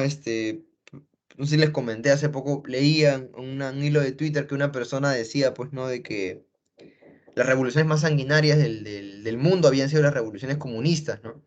Lo cual es muy cierto, pero hubo alguien que le preguntó, ¿no? Oye, ¿y las revoluciones del siglo XIX no las has leído? Y dijo, no, esas no eran revoluciones liberales, son personas que transformaron el liberalismo, ¿no? Entonces, yo me hago la pregunta, es que esas no fueron revoluciones comunistas, ¿no? Fueron revoluciones que fueron transformadas por el comunismo, ¿no?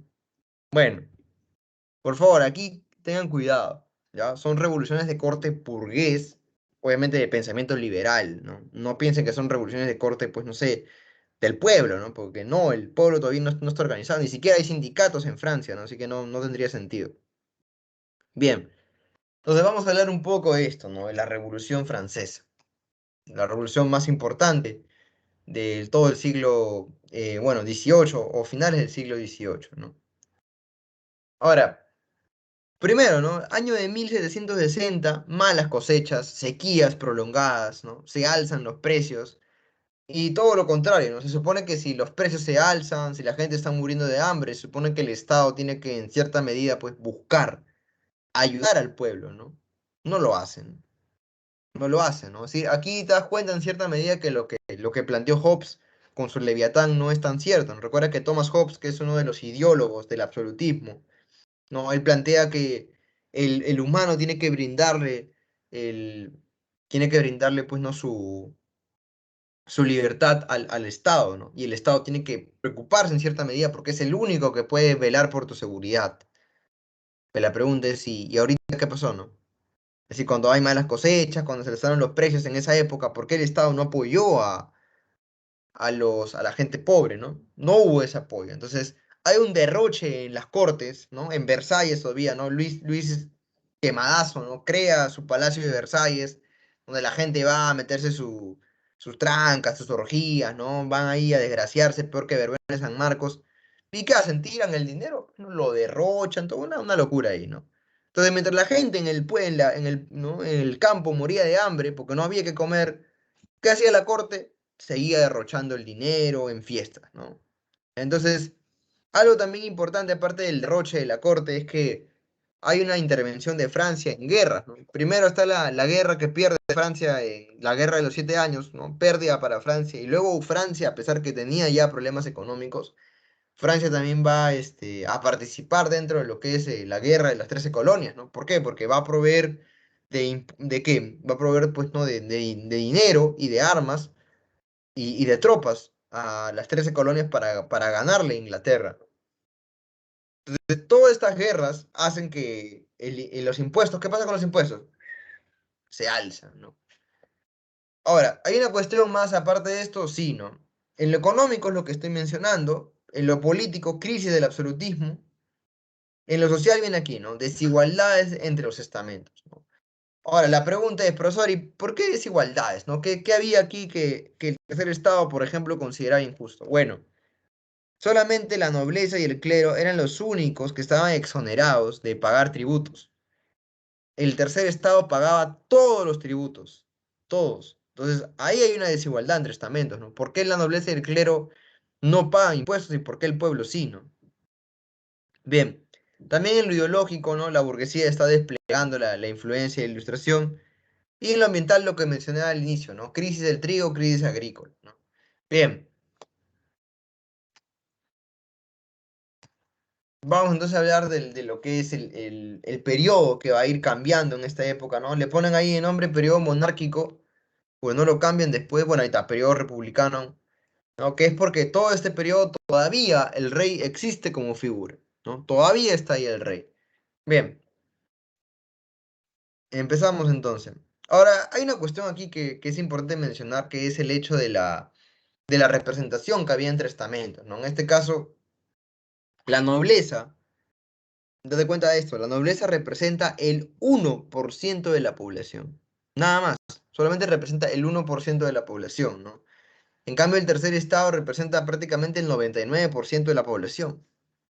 Entonces, ¿por qué el 99% de la población pagaba para que ellos estén bien y ellos estaban mal, ¿no? Esa es la realidad, pues, ¿no? Entonces, vamos a ver aquí que el tercer estado es uno de los estamentos totalmente olvidados, pues, ¿no? Pero aquí hay una cuestión importante, ¿no? Dentro del tercer estado está la burguesía, ¿no? Por más que la burguesía, pues, tenía dinero, eran comerciantes, eso no quería decir que con el dinero podían subir de estatus social, ¿no? No había forma. No, obviamente hay excepciones, pero no todos pueden subir de esa forma, entonces hay aquí un enfrentamiento entre esto, ¿no? Bien,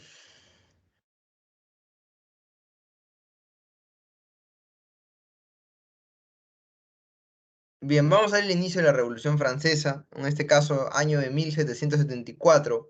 Luis XVI llama a un economista, ¿quién es? Turgot, ¿no? Llama a Turgot al gobierno y le dice, ¿no? Soluciona la crisis económica. Obviamente Turgot le plantea esto, ¿no? Hay que abolir los privilegios del clero y de la nobleza, ¿no? ¿Por qué? ¿Qué quiere decir eso? Que el clero y la nobleza empiezan a pagar impuestos. Obviamente, pues, no, este panorama de pagar impuestos no le gustó ni al clero ni a los nobles, por lo tanto pidieron que salga del puesto Turgot, ¿no? Obviamente Turgot, ¿qué va a pasar aquí? Se va, ¿no? Se es revocado por presión de los nobles que no están de acuerdo en que ellos deban pagar impuestos, ¿no? Entonces Luis XVI convoca a otro economista, ¿no? Al banquero Necker. Necker va a ser convocado, al igual que Turgot, Necker le plantea, ¿no? De igual medida, eh, abolir, ¿no? Los privilegios que tiene la clase noble y la clase del clero, ¿no?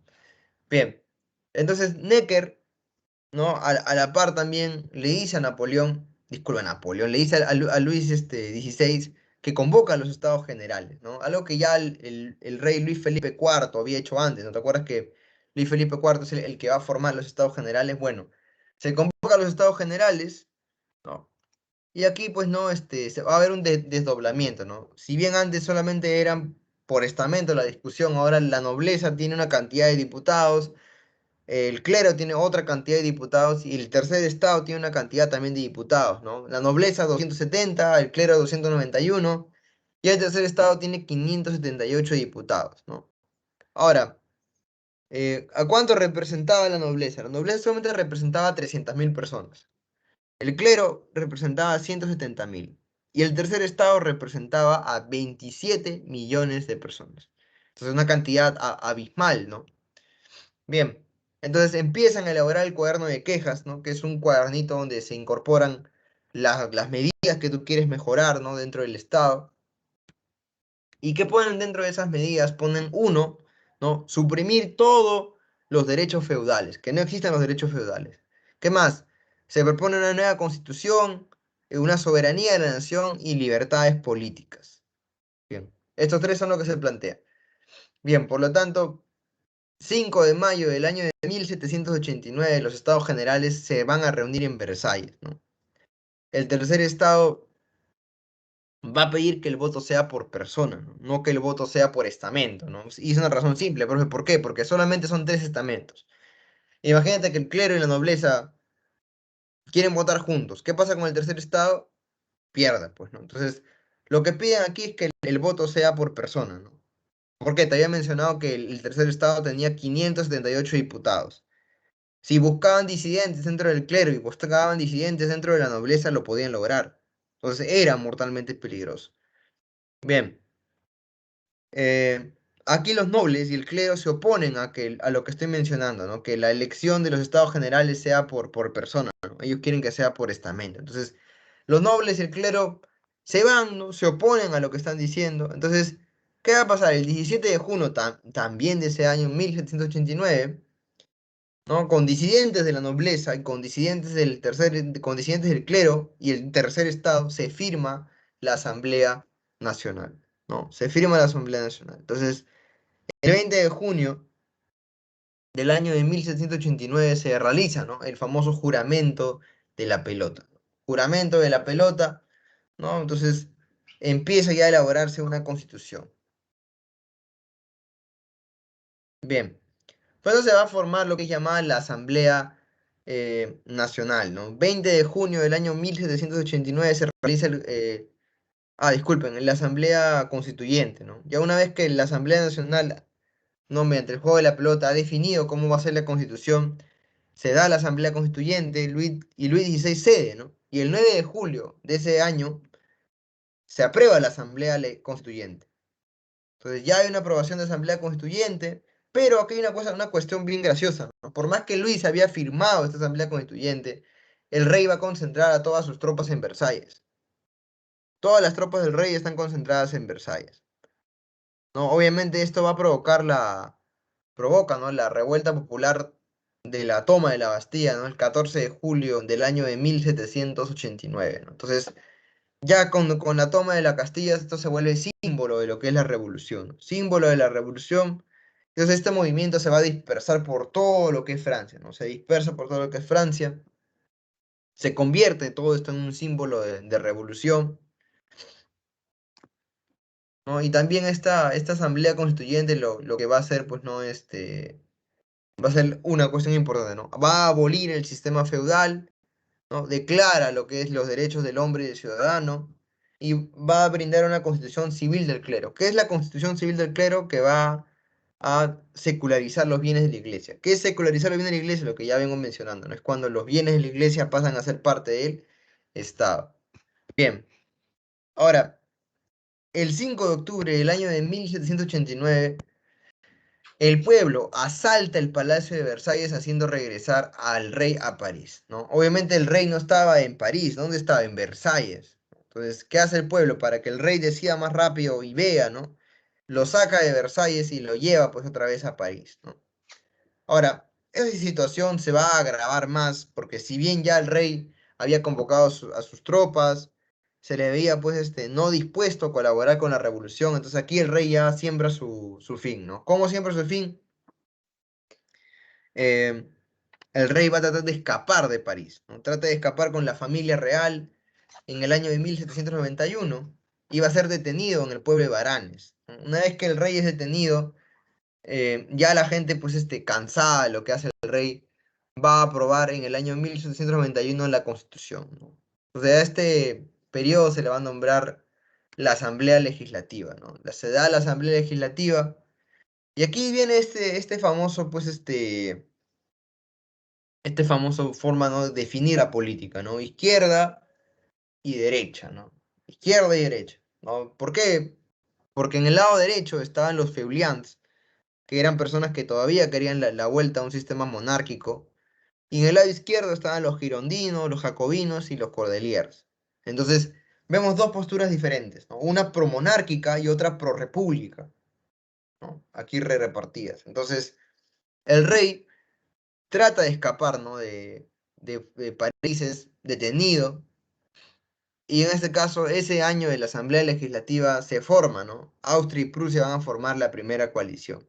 Entonces, bajo el mando de su general prusiano Brunswick, le declaran la guerra a Francia, ¿no? Se acabó Francia, vamos a declararte la guerra, dijo. Entonces, eh, ¿qué va a pasar en esta primera batalla entre Austria y Prusia versus Francia? Gana Francia. Entonces me preguntas, profe, ¿y con qué ejército gana Francia? Porque no tenía, ¿no? Bueno, simple. Aquí nos damos cuenta que Francia esta, gana esta batalla por una razón, ¿no? La mayoría de los sans-culottes que ya habían pues saqueado, etcétera, y estaban regresando, estos sans-culottes van a ser pues llamados por los burgueses, ¿no? Les piden que peleen por la patria, ¿no? Entonces, los sans-culottes se visten de ejércitos que son milicia y parten, ¿no? Entonces, ahí ya te das cuenta de la importancia, ¿no?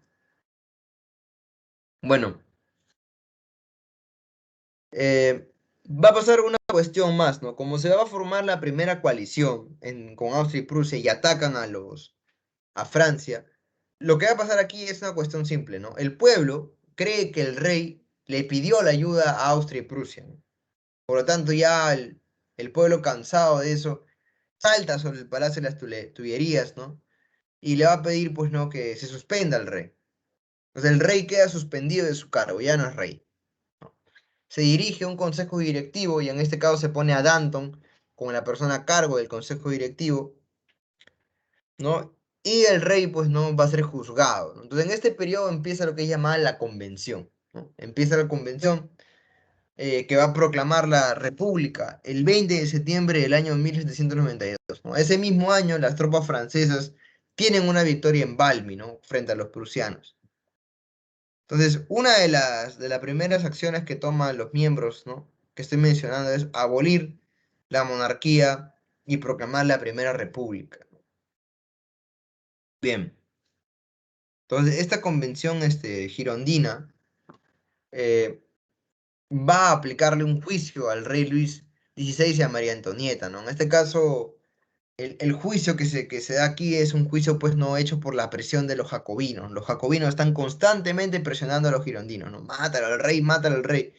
Al final, por presión, ¿no? De los mismos jacobinos, el rey pues no va a ser acusado de traición y va a ser ejecutado en la guillotina en el año de 1793, ¿no? Entonces, la muerte del rey provoca, ¿no? Eh, que se forme una coalición absolutista, ¿no? En este caso, va a haber un golpe de Estado, ¿no? 2 de junio de ese mismo año, 1793, las masas populares, ¿no? Lideradas por quién, por Maximilian Robespierre, van a asaltar la convención, ponen en riesgo, ¿no? A Danton y empieza lo que es la famosa convención jacobina, ¿no? Un gobierno, pues, complicado, difícil. ¿Por qué? Porque lo que va a buscar en cierta medida la convención jacobina es aprobar todos los derechos que se puedan, ¿no? Todo lo que aguante el papel lo va a poner ahí, ¿no? Entonces, se aprueba una nueva constitución, ¿no? Obviamente de carácter revolucionario, se crean los comités de vigilancia, y es importante esto porque, por ejemplo, el interrogatorio entra en parte con esto, ¿no? Se acusa a mucha gente de ser promonárquico, ¿no? Entonces hay un problema, una cuestión ahí importante, ¿no? Entonces, en ese periodo nada más que estuvo gobernando el señor Robespierre, hubo 40.000 muertes, ¿no? 40.000 muertes y la mayoría de las muertes habían sido por guillotina, ¿no?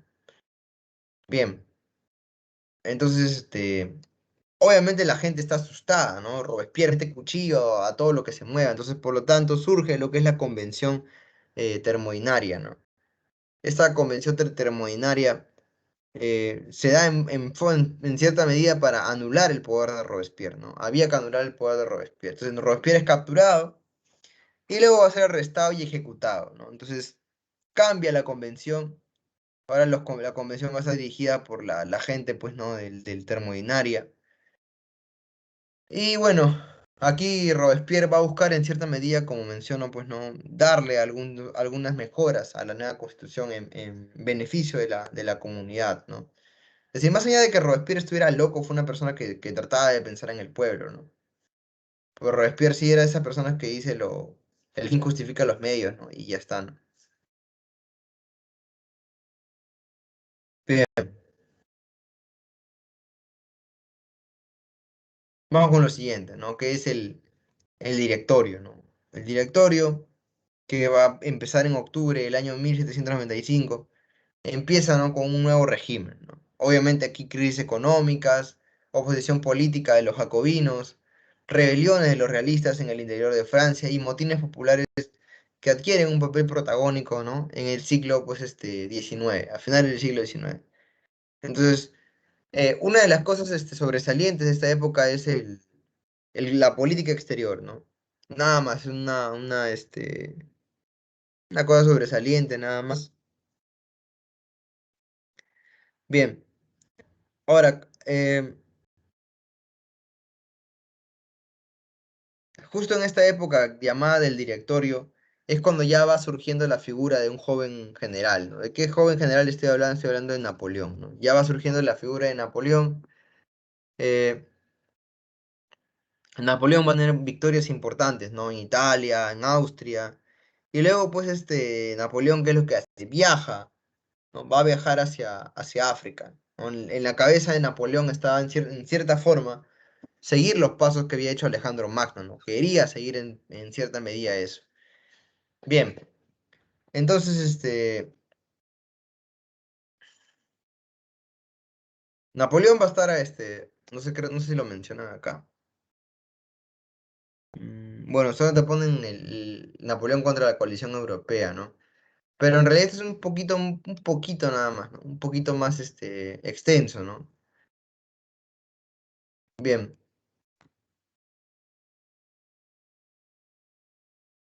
como menciono, Napoleón va a partir a África, va a querer conquistar Egipto, no lo va a lograr. Y ya cuando está a mitad de la batalla, Napoleón se entera, pues, ¿no? Que Francia está a punto de ser tomada otra vez por Luis XVIII, ¿no? Entonces, antes de que suceda eso, ¿qué hace Napoleón? Va a volverse un desertor, ¿no? Deserta del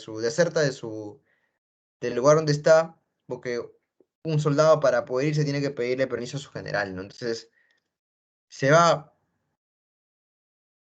¿no? Napoleón de Egipto, ¿no? Tiene dos victorias importantes, como la batalla de las pirámides, pero va a ser derrotado en la batalla de Abukir, ¿no? Entonces, la batalla de Abukir, la flota inglesa destruye la flota francesa.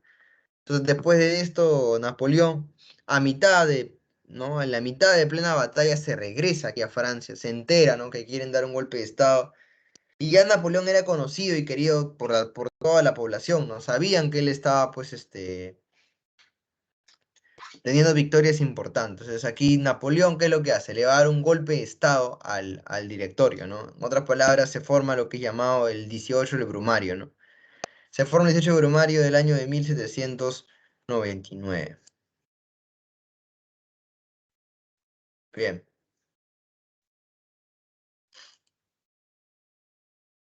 vamos a explicar un poco aquí las campañas militares importantes que va a tener Napoleón, ¿no? Obviamente Napoleón tiene pues una cantidad enorme de campañas aquí, interesantes todas, ¿no?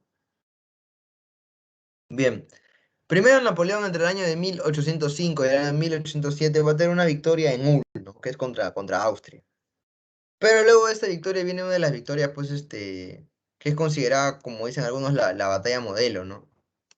Que es la batalla donde libró mejor Napoleón su estrategia, ¿no?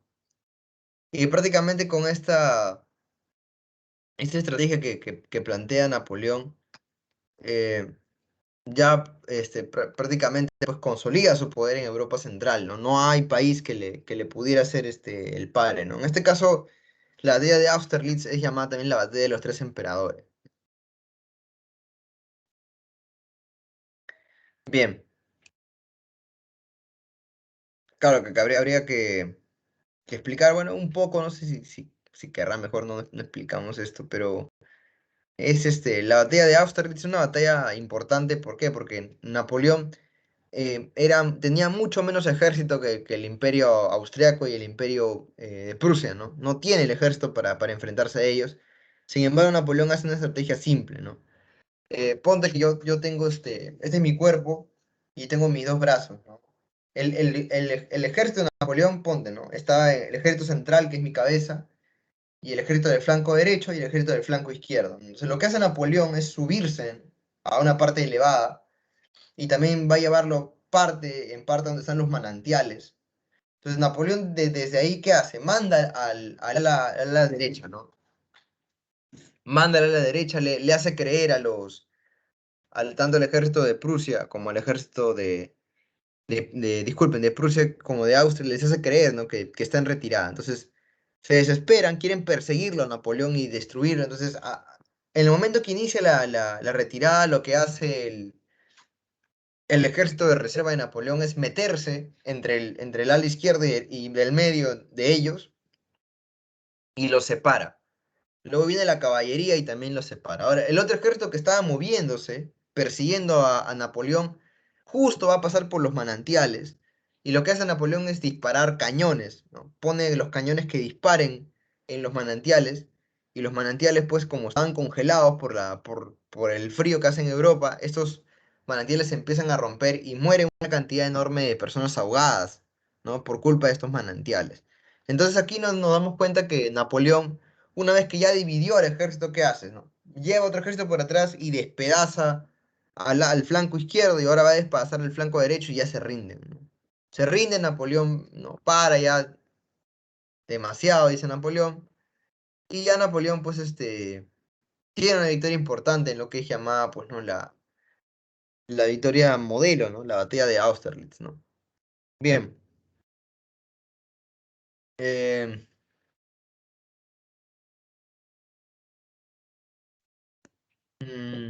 ya. Otra cuestión importante también es aquí que esta victoria en Austerlitz le permite, ¿no?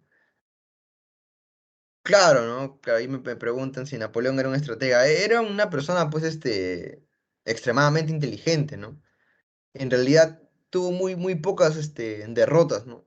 Es decir, esta batalla de Austerlitz es importante, como sigo mencionando, es porque el número del ejército de los otros dos emperadores era un ejército, pues, gigante, ¿no? No parecía que hubiera forma de que Napoleón pudiera vencer, ¿no? Sin embargo, Napoleón, lo vence, ¿no? Napoleón va a vencer a este ejército, pues, ¿no? Que estamos viendo aquí en Austerlitz, ¿no? La batalla de los tres emperadores, que es considerada prácticamente la batalla más brillante de la historia militar de la humanidad, ¿no? Entonces, Napoleón, pues, es gracioso porque solamente Napoleón llegaba a la justa a 68.000 hombres, ¿no? En cambio, el ejército compuesto por prusianos y austriacos llegaba a 90.000. Entonces, la proporción era, pues, muy grande, ¿no? Sin embargo, Napoleón, pues, lo logró, ¿no? Logró ganar esta batalla, ¿no? ¿No? Como ya vengo explicando, usa esta estrategia de que atacan el flanco derecho, ¿no? Y lo que hace Napoleón una vez que atacan su flanco derecho es con el centro y con la parte izquierda darse la vuelta y cerrarlos, ¿no? Y que luego el flanco derecho que está escapando se regrese. Entonces, esa es la parte que le da la victoria a Napoleón, ¿no? Y también lo digo que le da, pues, porque si te das cuenta aquí, Napoleón solamente va a tener casi 2.000 bajas. En cambio, las bajas que tiene el ejército austriaco y prusiano es prácticamente cerca de 15.000 a 16.000 bajas, ¿no? Si estamos hablando de 15.000 muertes y Napoleón solamente había perdido 2.000, ¿no? Entonces, después de eso, ¿qué sucede? Se va a dar, pues, ¿no? La batalla de Jena, ¿no? Otra vez Prusia enfrenta a Napoleón, ¿no? Entonces, en la batalla de Jena, otra vez va a ser derrotado. Ahora, ¿por qué es importante mencionar esto que en la batalla de Jena van a volver a ser derrotados? Es importante mencionar esto porque a raíz de que Napoleón le vuelve a ganar a Prusia, en este caso al emperador Francisco, ¿no? II, con esto se disuelve el Sacro Imperio Romano Germánico, ¿no? Hay que recordar que el Sacro Imperio Romano Germánico nace antes del año 1000, ¿no? Nace antes del año 1000 y ahora, pues, acaba de ser disuelto, desaparece, ¿no? El primer Reich desaparece, ¿no? Ya no existe el Sacro Imperio Romano Germánico. Bien.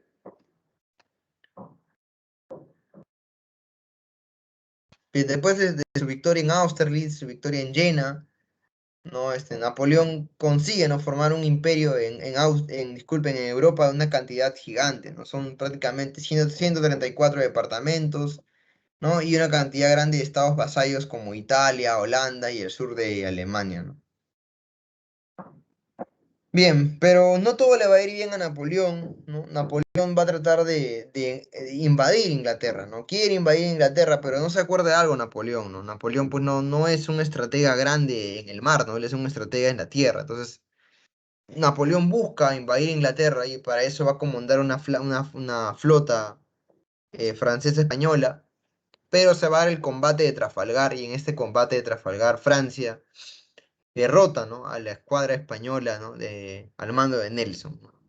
Bien, eh, ¿qué hace Napoleón después de esta derrota? Trata de establecer un bloqueo continental contra Inglaterra, ¿no? Profe, ¿qué es el bloqueo continental? En otras palabras, el bloqueo continental es cuando no permites que Inglaterra pueda vender o comprar productos de otro lugar que no sea la misma Inglaterra, ¿no? Entonces, busca debilitarlo Napoleón, sin embargo, muy pocos países le hacen caso, ¿no? En este caso Holanda, que son los Países Bajos, Portugal siguen comercializando, ¿no? No les interesa lo que dice Napoleón. Bien, entonces, año de 1808, ¿no? Napoleón busca ya poseer lo que es la península ibérica. Entonces, con el pretexto, ¿no? De enviar refuerzos, de invadir Portugal, permite que los españoles le dejen entrar a la ciudad a Napoleón. Entonces Napoleón entra a la ciudad, ¿no? Va a invadir esta parte que es importante, España, ¿no? Y va a poner como su rey, bueno, como rey a su hermano Pepe Botella, ¿no? También llamado José I. Bien, entonces a partir de eso se da una guerra de independencia, ¿no? España quiere volver a ser libre. Se da una guerra de independencia en el año de 1808 hasta el año de 1813, ¿no? Bien, el año de 1812, Napoleón, ¿qué hace? ¿No? Va a llevar a sus mejores generales, ¿no? Que es llamada la Gran Armée, es el nombre que reciben los generales de Napoleón, ¿no? La Gran Armée. Entonces, eh, avanza aquí Napoleón en Moscú, ¿no? Lleva la campaña contra Rusia, quiere conquistarla. Sin embargo, pues es lamentable porque Napoleón tiene una victoria, ¿no? La victoria de Borodino, ¿no? Entonces, Napoleón vence a las tropas rusas y se abre camino hacia Moscú el feliz, ¿no? Porque cree que en Moscú va a encontrar lugares para dormir, va a encontrar también alimentos, no encuentra nada. Cuando Napoleón llega a Moscú, le encuentra quemándose a Moscú. ¿Qué había hecho el ejército pues anterior, o bueno, el Estado pues no, había utilizado la técnica de arrastre, ¿no? Que es pues cuando tú debilitas al otro Estado y luego le das pues no el retoque final, ¿no? Bien, entonces Napoleón busca, ¿no?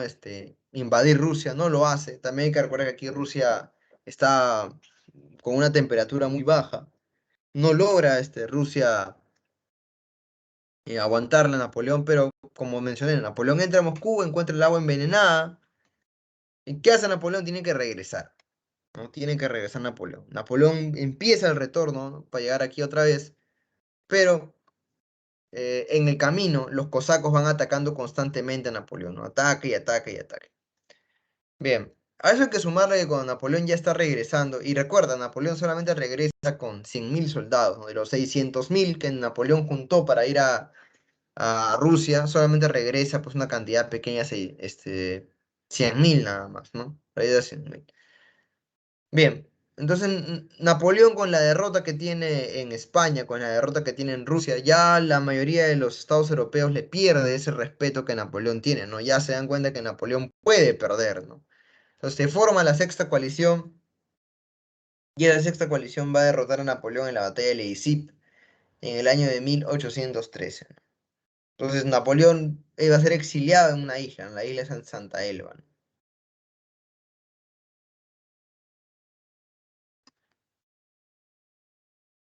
Bien, entonces Napoleón, aunque no lo creas, ¿no? Regresa más adelante, ¿no? Va a regresar Napoleón lo que es llamado el famoso gobierno de los 100 días. Regresa para el año de 1915 Es un periodo, como menciono, el periodo de los 100 días. Y aquí Napoleón va a tratar de derrotar a la séptima coalición, porque se va a formar una nueva coalición, ¿no? Entonces, Napoleón la tiene clara, ¿no? Él se da cuenta que la victoria es un poco complicada acá. Entonces, lo que quiere hacer Napoleón es exterminar a los ingleses primero y luego ya exterminar a los demás países, ¿no? Porque mientras más países juntos hubieran, para Napoleón era más difícil ganar la guerra, ¿no? Pero bueno, Napoleón se enfrenta otra vez en esta batalla de la famosa batalla de Waterloo, busca, ¿no? Lograr, ¿no? Sin embargo, pues en esta batalla de Waterloo habían dos ejércitos. Napoleón pelea contra el primero, que son los ingleses, y los ingleses resisten heroicamente y le dan tiempo suficiente a que que se regrupen los demás coaliciones y lo atacan a Napoleón por dos lados. Napoleón, cuando ya se da cuenta que no le queda de otra que plantear la retirada, pues plantea la retirada y en cierta medida pierde, ¿no? Pierde en cierta medida, ¿no? Entonces, a partir de ese momento ya Napoleón va a tener que dejar su cargo, ¿no? Y va a ser desterrado a la isla Santa Elena, ¿no? Ya no Santa Elena, ¿no? Santa Elena está, pues, mucho más, lejos de la costa, ¿no? Bien, entonces esto fue la Revolución Francesa, ¿no? Obviamente tiene consecuencias, políticas importantes como la abolición de la monarquía absoluta, en la sociedad, divulgación de los privilegios estamentales, y en lo económico, ¿no? La abolición de la servidumbre y los derechos feudales. Entonces, algo también importante que no he mencionado, pero que es muy, muy importante que recuerdes, es el hecho del Código Napoleónico, ¿no? Es un código creado por el mismo Napoleón, que es una de sus obras, más importantes, ¿no? Y que no debes de olvidar, ¿no? Porque muchos, olvidan esto, ¿no? Quién sabe, de repente vienen preguntas de examen de admisión. Bien, y por último, ¿no? En lo económico, ¿no? Abolición de la servidumbre y los derechos feudales. En otras palabras, la mayoría de los pobladores de Europa eran personas libres, ¿no? Para hacer lo que quisieran.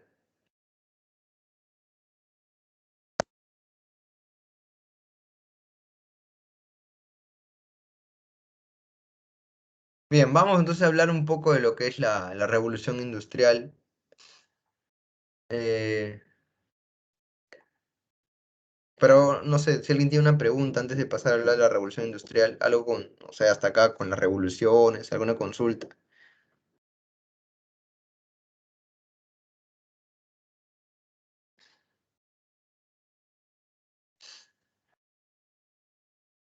Nada, ninguna consulta.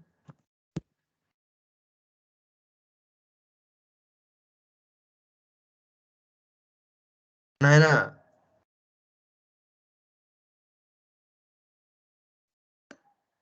Ya, gracias, gracias, Estrella. Bueno, continuamos entonces, si no tienen alguna consulta. Pero si tienen alguna consulta, pregúntenme, porque es una pregunta bien, recurrente para el examen de admisión, pero obviamente no para el que viene, ¿no? Sino para el tercero, ¿no? Pero bueno. No vayan a olvidar que si tienen consultas y de repente les da palta preguntarme, hay un chat para hacerle preguntas al profesor, el tutor, la tutora saben los horarios donde tú puedes preguntarle consulta ¿no? Por el chat a otros profesores de historia para que respondan tus dudas, ¿no? Entonces, por ahí bacán, ¿no? En caso que no quieras de repente preguntarme acá, puedes preguntarle, pues, ¿no? A los otros, ¿no? Que están ahorita ya teniendo dudas sobre, imagino, el segundo examen, ¿no? Pues su examen ya viene este domingo, creo, ¿no? Bien, entonces vamos a ver la primera revolución industrial, ¿no? Importante esa primera revolución industrial que va del año de 1760 al año de 1860. Es un proceso de transformación donde el primer, ¿no? país que sufre esta revolución industrial va a ser pues Inglaterra, ¿no? Entonces, antes de lo que es exactamente la Revolución Francesa, ya vemos que en Inglaterra está ya marcada lo que es la revolución industrial, ¿no? Entonces, Gran Bretaña, ¿no? va a ser el primer país que se va a industrializar, ¿no? Tiene mano de obra suficiente, ¿no? Tiene un amplio mercado también. Entonces, ¿por qué habría que preguntarnos, profe, ¿y por qué tiene un amplio mercado? ¿Por qué hay mano de obra suficiente? Como menciona ahí, ¿no? Causas, primero, estabilidad política de la monarquía parlamentaria, ¿no? En otras palabras, en Inglaterra hay una estabilidad política, no se están matando entre estamentos, no hay guerras. Entonces tienen una estabilidad para que pueda todo sucederse de manera buena, ¿no? Adecuada. También importante aquí es el crecimiento demográfico, ¿no? Al no haber guerras, al mejorar el sistema de, ¿no? Como dice Revolución Agrícola Británica, la gente puede comer, la gente no muere de hambre, entonces hay un crecimiento demográfico, ¿no? También hay una abundancia de materias primas, como por ejemplo el carbón, ¿no? Y también se da lo que es la acumulación del capital, ¿no? Que bueno, es una costumbre, pues, ya parte en lo que va a ser después, ¿no? El capitalismo, ¿no? Bien, fuente de energía aquí va a ser el carbón, el vapor, la fuente de materia prima va a ser el hierro y el algodón, ¿no? Bien. Ahí están algunas de los inventos que son importantes, como la máquina de vapor, ¿no? Que perfeccionó la máquina, ¿no? de Newcomen, incorporando una cámara separada para conservar el vapor, sentando las bases de su aplicación industrial, ¿no? En este caso es el descubrimiento hecho por James Watt, ¿no? Y también están pues las industrias textileras y siderúrgicas, ¿no? El caso de la industria textil algodonera se crea la máquina de hilos, ¿no? La máquina de hilos llamada la spinning jenny, ¿no? ¿Se han escuchado? Spinning jenny es la máquina de hilos, ¿no? ¿Quién es el creador de la spinning jenny?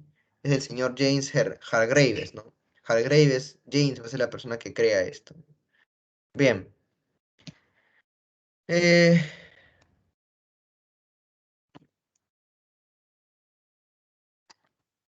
Ahí están los principales inventos, ¿no? La locomotora, el barco a vapor, el telégrafo, también importante, ¿no?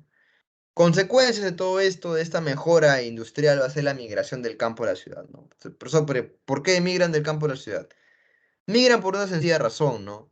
La mayoría de la gente que vive en el campo se da cuenta que allá en la ciudad se vive otro tipo de vida muy diferente, ¿no? Hay tanto los servicios, hay centros de salud, hay educación, ¿no? Entonces migran, ¿no? Del campo a la ciudad, obviamente, pues no, porque ven que las ciudades principales son las que están mejor establecidas. Va a haber también un crecimiento de las ciudades. Los talleres artesanales también van a empezar a decaer porque ahora todo está hecho dentro de la fábrica, ya no dentro del taller. Explotaciones laborales no tanto de la mujer como de la niña y surgimiento de los sindicatos, ¿no? Empiezan a formularse los sindicatos en esta época.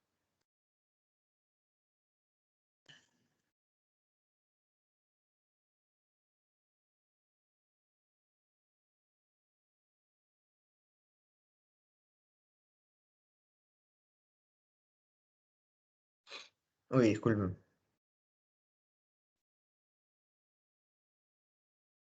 Vamos a hablar de esta parte que es la restauración europea, ¿no? Que, bueno, se han pasado desde lo que es la Revolución Francesa hasta la. Primero debe ser la Revolución Francesa y luego ya. No, primero la Revolución Industrial, luego la Revolución Francesa y bueno, pero lo han hecho al revés. Bien, eh, luego de todo este imperio napoleónico viene lo que es la restauración, ¿no? Que es un movimiento, como lo indica, ¿no? De restaurar algo, ¿no? ¿Qué quieren restaurar? Obviamente restaurar, pues, ¿no? Los distintas monarquías europeas que habían sido destituidas, ¿no? Por Napoleón, ¿no? Entonces se realiza el Congreso de Viena del año 1814 al año 1815, ¿no? En este congreso se van a reunir Austria, Prusia, ¿no? Rusia, Gran Bretaña y Francia, ¿no? Entonces aquí no tanto Alejandro I de Rusia, que es el zar, ¿no? Y el canciller austriaco von Metternich van a establecer su preponderancia, ¿no? En este caso va a haber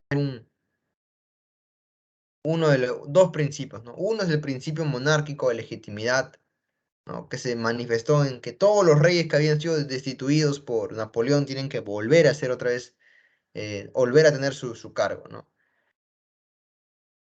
Y también se va a ver el principio de equilibrio, que es el principio, ¿no? Donde se concreta el reparto proporcional de los territorios entre las potencias, ¿no? En este caso, el mapa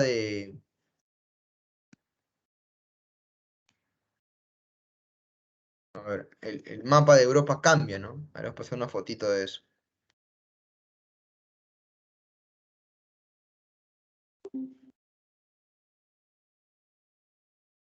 Hay una fotito de lo que es el mapa político de Europa cambiante, ¿no? De otra forma. Bueno, si te das cuenta, a Francia no se le quitaron tantos territorios, ¿no? Tampoco fue una cosa ya de funarlo a Francia, ¿no? A pesar de eso, no, Francia no se le quitó tantos eh, territorios, se van fundando otros tipos de pequeños pueblos, ciudades, ¿no? Todavía hay algunos que quedan vivos. Bien, entonces, a raíz de esto que estoy mencionando, ¿no? Del Congreso de Viena que se da, ¿no? El principio monárquico de legitimidad, el principio de equilibrio, ¿no? Se forma un nuevo mapa político de Europa, pero también a la par regresa el absolutismo, ¿no? Un absolutismo que Napoleón y toda la gente liberal habían mechado, peleado, eh, regresa otra vez más, ¿no? Entonces, por ejemplo, ¿no? En Francia, Luis XVIII vuelve a ser monarca otra vez, Luis XVIII. Eh, entonces, también en Rusia, Austria, Prusia se firma, ¿no? Más adelante el Tratado de la Santa Alianza, ¿no? Sí, sí, lo pones acá. Bien, ahí está, ¿no? Los gobernantes, ¿no? En este caso Alejandro I, Francisco I y Federico III son los que se van a juntar, ¿no? Forman la Santa Alianza y tiene una cuestión acá importante, ¿no? La cuestión importante de esta Santa Alianza era tener injerencia en otros países, ¿no? Por ejemplo, más adelante tú te preguntarás, ¿no? Y seguro alguno de ustedes se ha preguntado, ¿no? Profesor, ¿por qué España nunca llevó un ejército español a atacar al ejército de San Martín, ¿no? ¿Por qué?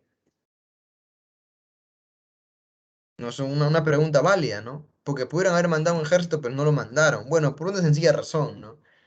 En el año de 1820, el general del Riego, que era un general español, obviamente cansado de su rey Fernando VII, que había prometido, pues, que si Fernando VII, ¿no ves que hubo una guerra contra Francia, España contra Francia, una guerra de independencia?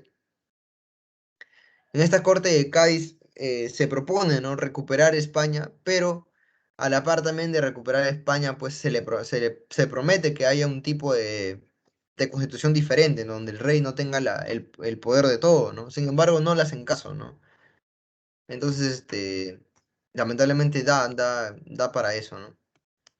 Bueno, eh, luego de esto, ¿no? De que no le hicieron caso a los liberales de España y Fernando VII regresa, ¿no? Otra vez como rey, rompe, ¿no? Con todas estas promesas que había hecho. Entonces, hay un rompimiento ahí, Fernando del Riego se levanta con un ejército y aquí ya nos damos cuenta de algo, ¿no? Aquí ya nos damos cuenta de algo, ¿no? Que es el hecho de que la Santa Alianza va a tener injerencia, ¿no? La Santa Alianza se forma, ¿no? Los hijos de San Luis marchan y entran, ¿no? Y pelean contra el general del Riego dentro de España, ¿no? Entonces, esa guerra se da desde el año 1820 al año 1823, ¿no? Entonces, en plena guerra contra España aquí en sus colonias, ¿no?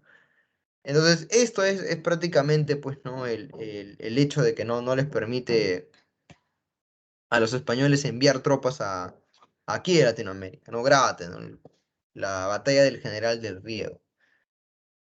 Bueno, entonces esa Santa Alianza, como ahí tiene estos principios, ¿no? Uno, legitimidad, ¿no? No es posible la paz sin un monarca legítimo.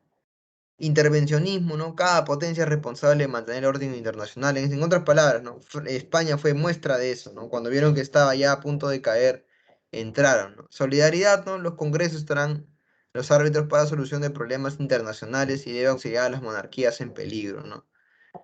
Más adelante se va a formar la cuádruple alianza, ¿no? Esta cuádruple alianza es cuando ya Inglaterra forma parte de esta alianza, ¿no? Ahora, como mencioné hace un rato, ¿no? Cuando empieza también la guerra aquí en Latinoamérica, la guerra de independencia, hay un momento donde la Santa Alianza dice, ¿no? Que tienen que ir hacia acá América para poder ayudar, ¿no? Que no se dé la independencia de las colonias españolas, ¿no? Sin embargo, un americano, ¿no? Un estadounidense le manda una frase aquí, ¿no? Que le dice, América es para los americanos, le dicen. Entonces, prácticamente con esto, pues, no permitió que él pudiera hacer eso, ¿no?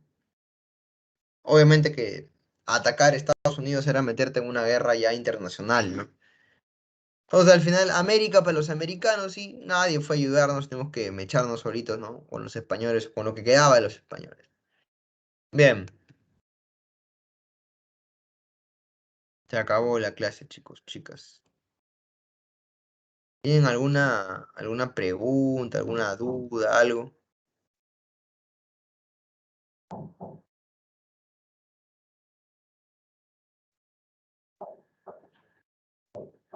Nada, ninguna pregunta.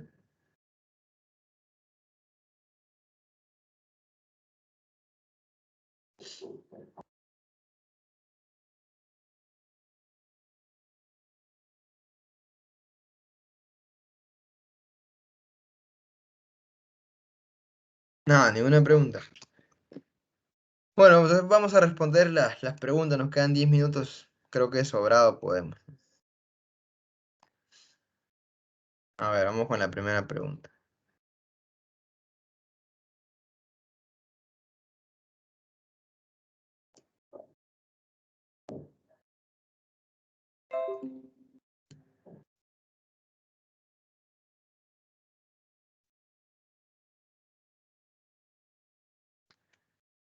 A ver, primera pregunta, ¿no? Completa el siguiente enunciado, ¿no? En realidad está un poco sencilla, dice, la ilustración. Cuando hablo de ilustración ya es un movimiento que está en contra de qué, ¿no? En contra del absolutismo, ¿no? Entonces la ilustración, ¿no? Dice, fue un movimiento intelectual surgido en Europa durante el siglo XVIII. Su objetivo era realizar una crítica racionalista a ver, ¿a qué? ¿Al antiguo régimen o al absolutismo? ¿No? Puede ser cualquiera de los dos. Sus intelectuales cuestionaban los gobiernos de tipo. Bien, no puede ser democrático, ¿no? Imposible. Entonces, ¿de tipo qué? Absoluto, ¿no? Entonces la respuesta aquí es la C, ¿no? Y bueno, encaja, ¿no? Porque dice, también rechazan la economía de tipo mercantil, ¿no? Y por último, la ilustración también se oponía a la división estamental de la sociedad, ¿no? La respuesta es la letra C. Ah, ya, muy bien, por ahí responde, excelente. Vamos entonces con la pregunta número 2.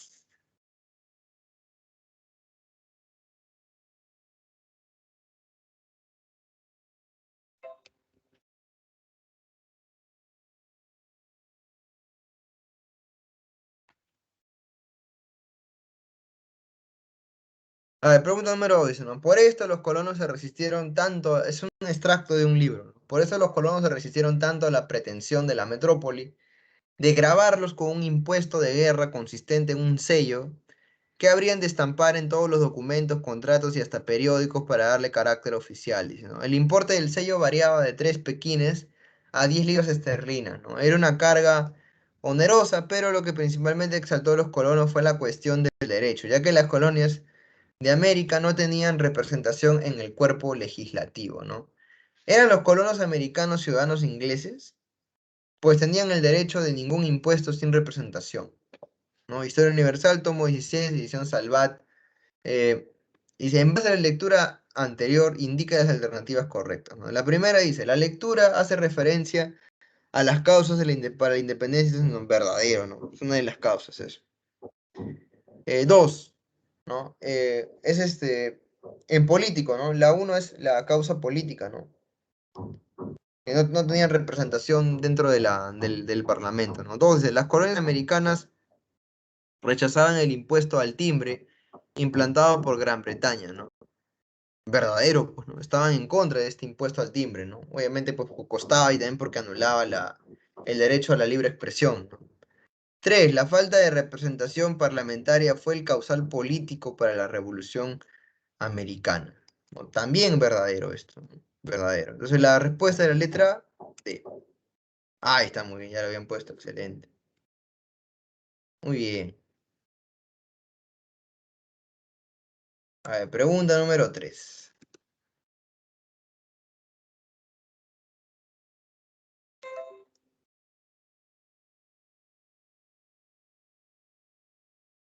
Lo que llevo mencionándoles, ¿no? Es posible que esto venga en pregunta, examen de admisión, así que tengan mucho cuidado, ¿no? Es una imagen, a veces de la imagen te piden que analices, ¿no? En realidad la imagen no está muy difícil de analizar, ¿no? Es una persona desnuda, ¿no? Con grilletes en las manos, en los pies, con los ojos vendados, y arriba de ellos hay tres personas, ¿no? Una podemos distinguir que es un noble, el que está al medio podemos distinguir que es, pues, no una persona del clero, y la persona que está atrás probablemente puede ser el rey. Entonces, dice acá, ¿no? Busca reivindicar los privilegios de la nobleza, clero y monarquía, ¿no? No busca más bien reivindicarlos, más bien hacer una crítica ahí, ¿no? Denuncia el constante estado de guerra y los excesivos gastos militares. Puede ser eso, ¿no? Pero en realidad en la imagen no vemos que esté criticando eso, ¿no? No da un indicio de que esté criticando eso, ¿no? C es una propaganda a favor de los poderes absolutos del monarca sobre Francia. No, para nada. Y la D dice, ¿no? Se trata de una crítica a los grandes privilegios de los estamentos superiores. Esa es la respuesta, ¿no? Muy bien, ya habían respondido, ¿no? Respuesta a la letra D. Vamos con la pregunta número 4.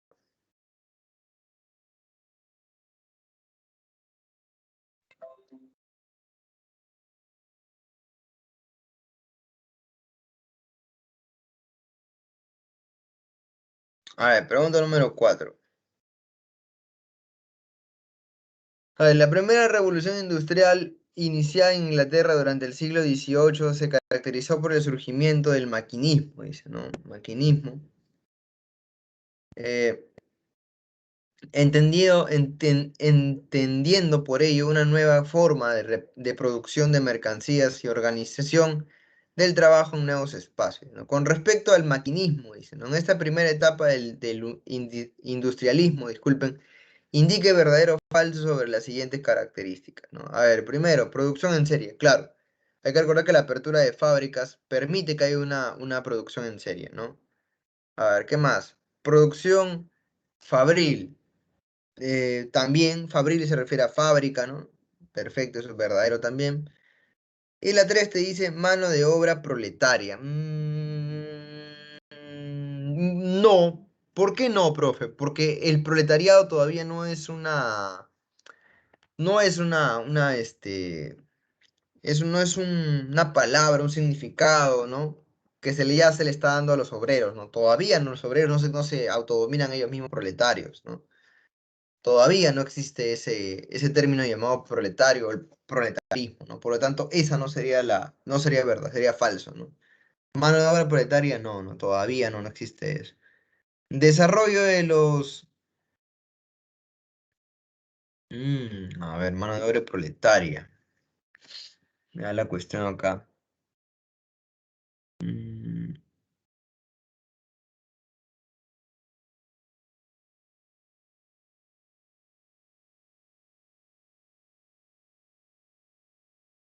mm. Bueno, según la PRE te ponen que la mano de obra proletaria sí existe, ¿ah? No, según lo que estoy viendo ahorita la respuesta.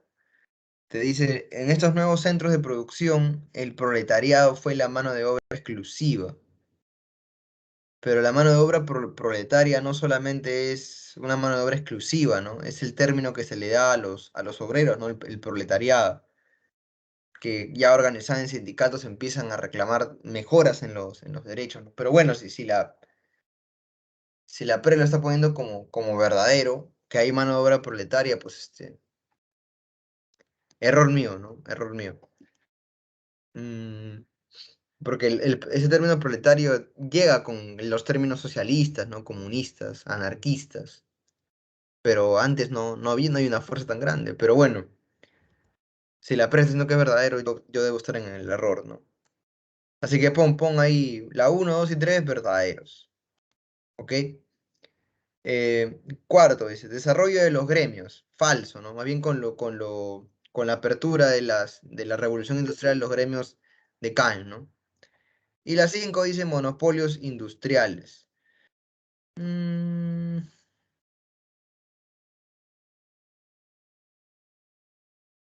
Los monopolios industriales no son exactamente de la primera revolución industrial, ¿no? Los monopolios industriales son de la segunda revolución industrial, ¿no? Profe, ¿qué es un monopolio comercial? ¿No has escuchado los cárteles, holdings, ¿no? Por ejemplo, monopolio comercial que existe aquí en Perú, ¿no? Intercorp, ¿no? Intercorp tiene farmacias, cines, comidas rápidas, universidad, colegio, ¿no? Todo en una empresa, lo concentra él, solamente ellos, ¿no?